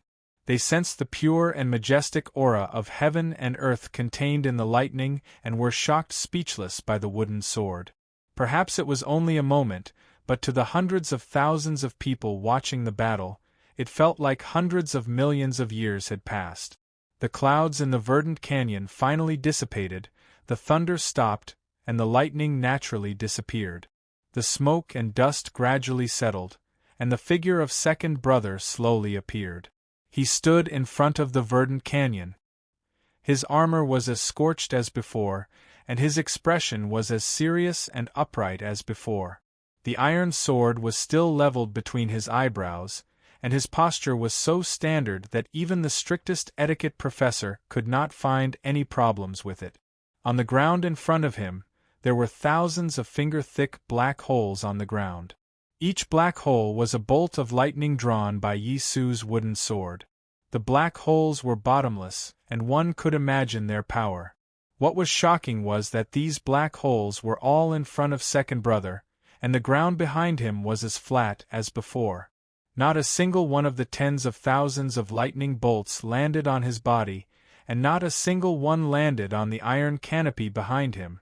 Thousands of black holes were neatly arranged in front of him, and they looked like a straight line. Thunder and lightning had supreme power. It came from heaven and earth, and only submitted to the rules of nature. However, it could not cross the line in front of second brother. The etiquette of the academy was the rule. This line was the rule that second brother guarded with his iron sword. It was his etiquette. If there was a rule, it must be obeyed, no matter whose sword it was, whether it was wind, rain, or lightning. The clouds should be in the sky, in the mountains, and should not be so low. How could thunder and lightning disturb me? Today, I finished 2 chapters. I was very happy. I wanted to write more to make up for yesterday's, but strangely, my cervical vertebra, which has been fine for days, suddenly became very uncomfortable.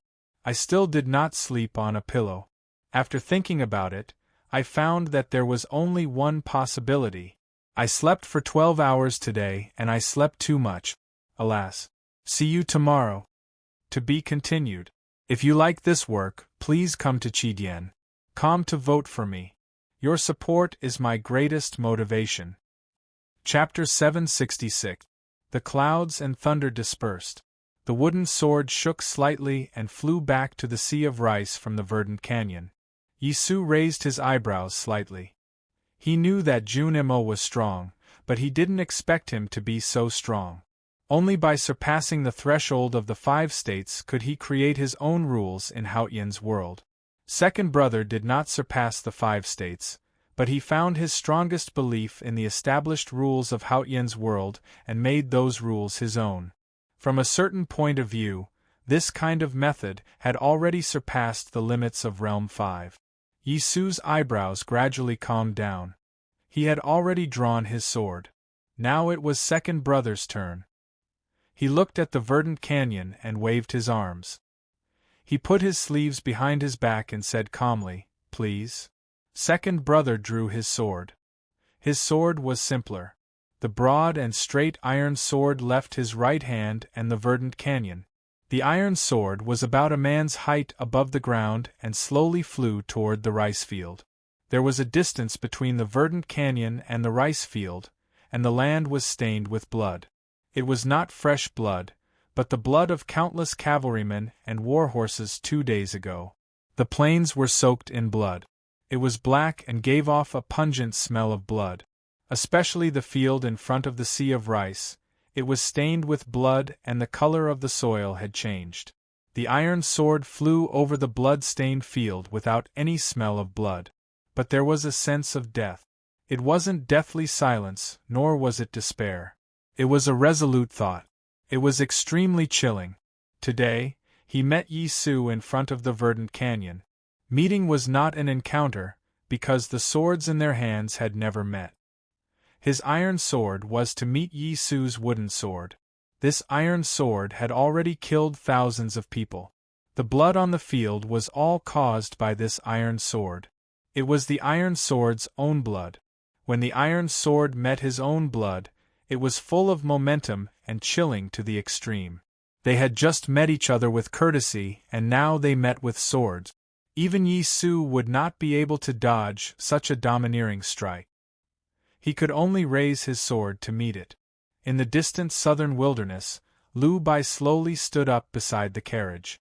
He looked at the iron sword in the verdant canyon and said, "This sword is finally interesting." The Battle of Verdant Canyon lasted for more than 2 days. The most powerful man in the world did not make a move because he was waiting for Junimo to enter his strongest state. Otherwise, it would be meaningless.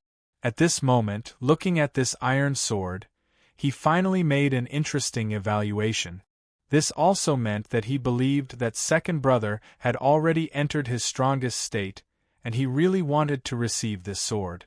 This iron sword was indeed interesting. It was even more interesting than what Lu Bai had imagined. The iron sword still represented second brother's rule. Black or white, no gray. Life or death, it was impossible to satisfy both. Fight or lose, there was no escape. In the face of such a decisive sword, no matter who it was, They had to make the most decisive choice and decision. You must choose a path. You must choose a direction. There was no third path in the world, and the weeds on the wall could not fall to their own positions. This iron sword had already surpassed the scope of tyranny. It faintly exuded a sense of righteousness. I'll give you a chance to choose, then I'll crush you and kill you. This was the way of the king. What would you choose between life and death? Even if you had really seen through life and death still existed. Seeing through did not mean that you could break through. Instead, because you saw too much, you would not know how to choose. If you did not choose, you would fail. This was the difficult problem that the iron sword gave Yi Su. Yi Su did not take this iron sword, because the iron sword represented his rule. Once he took it, it was equivalent to accepting his rule. Then, no matter how the battle developed, he could not change the passive situation. But the iron sword wanted him to take it. What could he do? Yi Su let the paddy field take the iron sword. This paddy field was his rule. Before the iron sword left the verdant canyon, he had already put his hands behind his back and slightly waved his sleeve. A breeze came out of his sleeves, and the golden paddy was gently shaken and sometimes bent.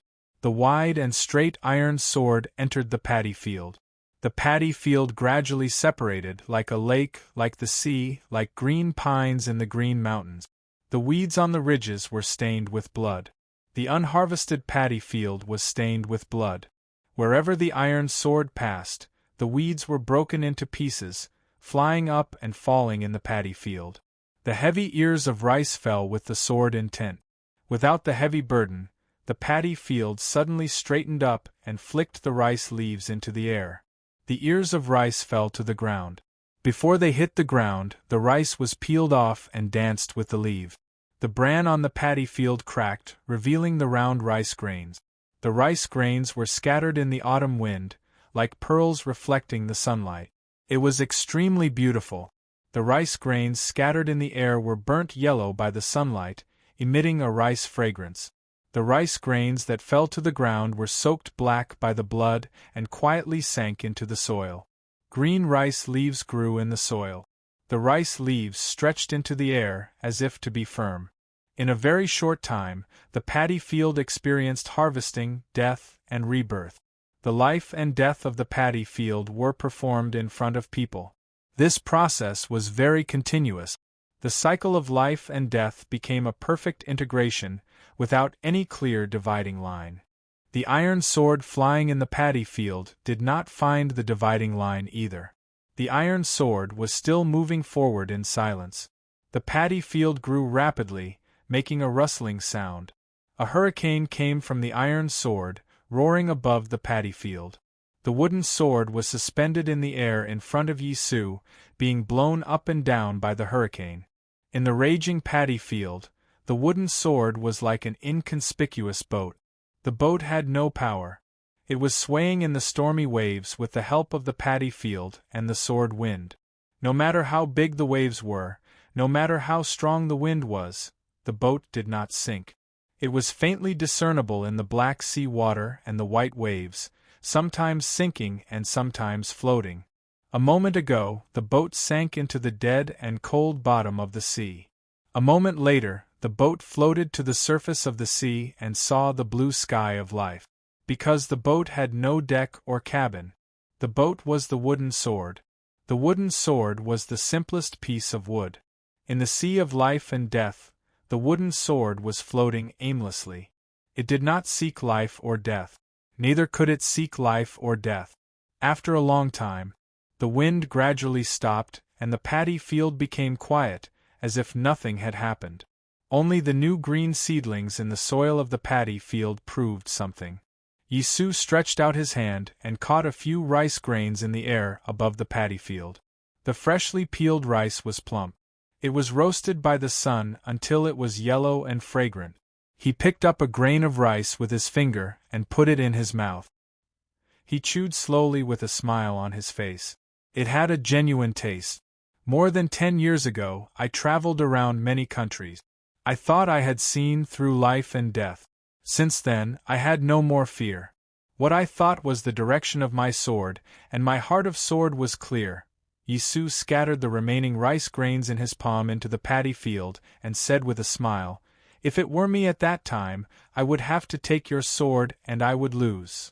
Until a few years ago, on the top of the snow-capped peak in the wilderness, I stabbed Mr. First with my sword through the air with the clear will of sword against the sky full of sunshine. Then I realized how wrong I was." Yisu stopped smiling and said calmly, "Because my sword, which I thought had seen through life and death, didn't hit Mr. First at all. It didn't even stir up the water in the pond. Because Mr. First was reading by the pond. He didn't see my sword at all. He didn't even think about it. At that time, I realized, seeing through life and death is the same as not seeing through. Later, I went to Chang'an and lived in a dilapidated Taoist temple for a long time. I saw the Taoist temple collapse and the neighborhood's eaves break. I was no longer in the secular world, but in the secular world. I began to repair the eaves for the neighborhood. I built the Taoist temple brick by brick. Only then did I understand the meaning of breaking and building again." Yisu looked at the blood water at the edge of the paddy field and said, "Blood represents death, but the field watered by it is extremely fertile. The blood rice in this field will be very delicious next year. Destruction and rebirth. This is life. There is no death in the world." Second brother looked at him who was standing in the paddy field and suddenly said, "There is death." Yisu said, "I admit it, but at least it is not within the time limit of you and me."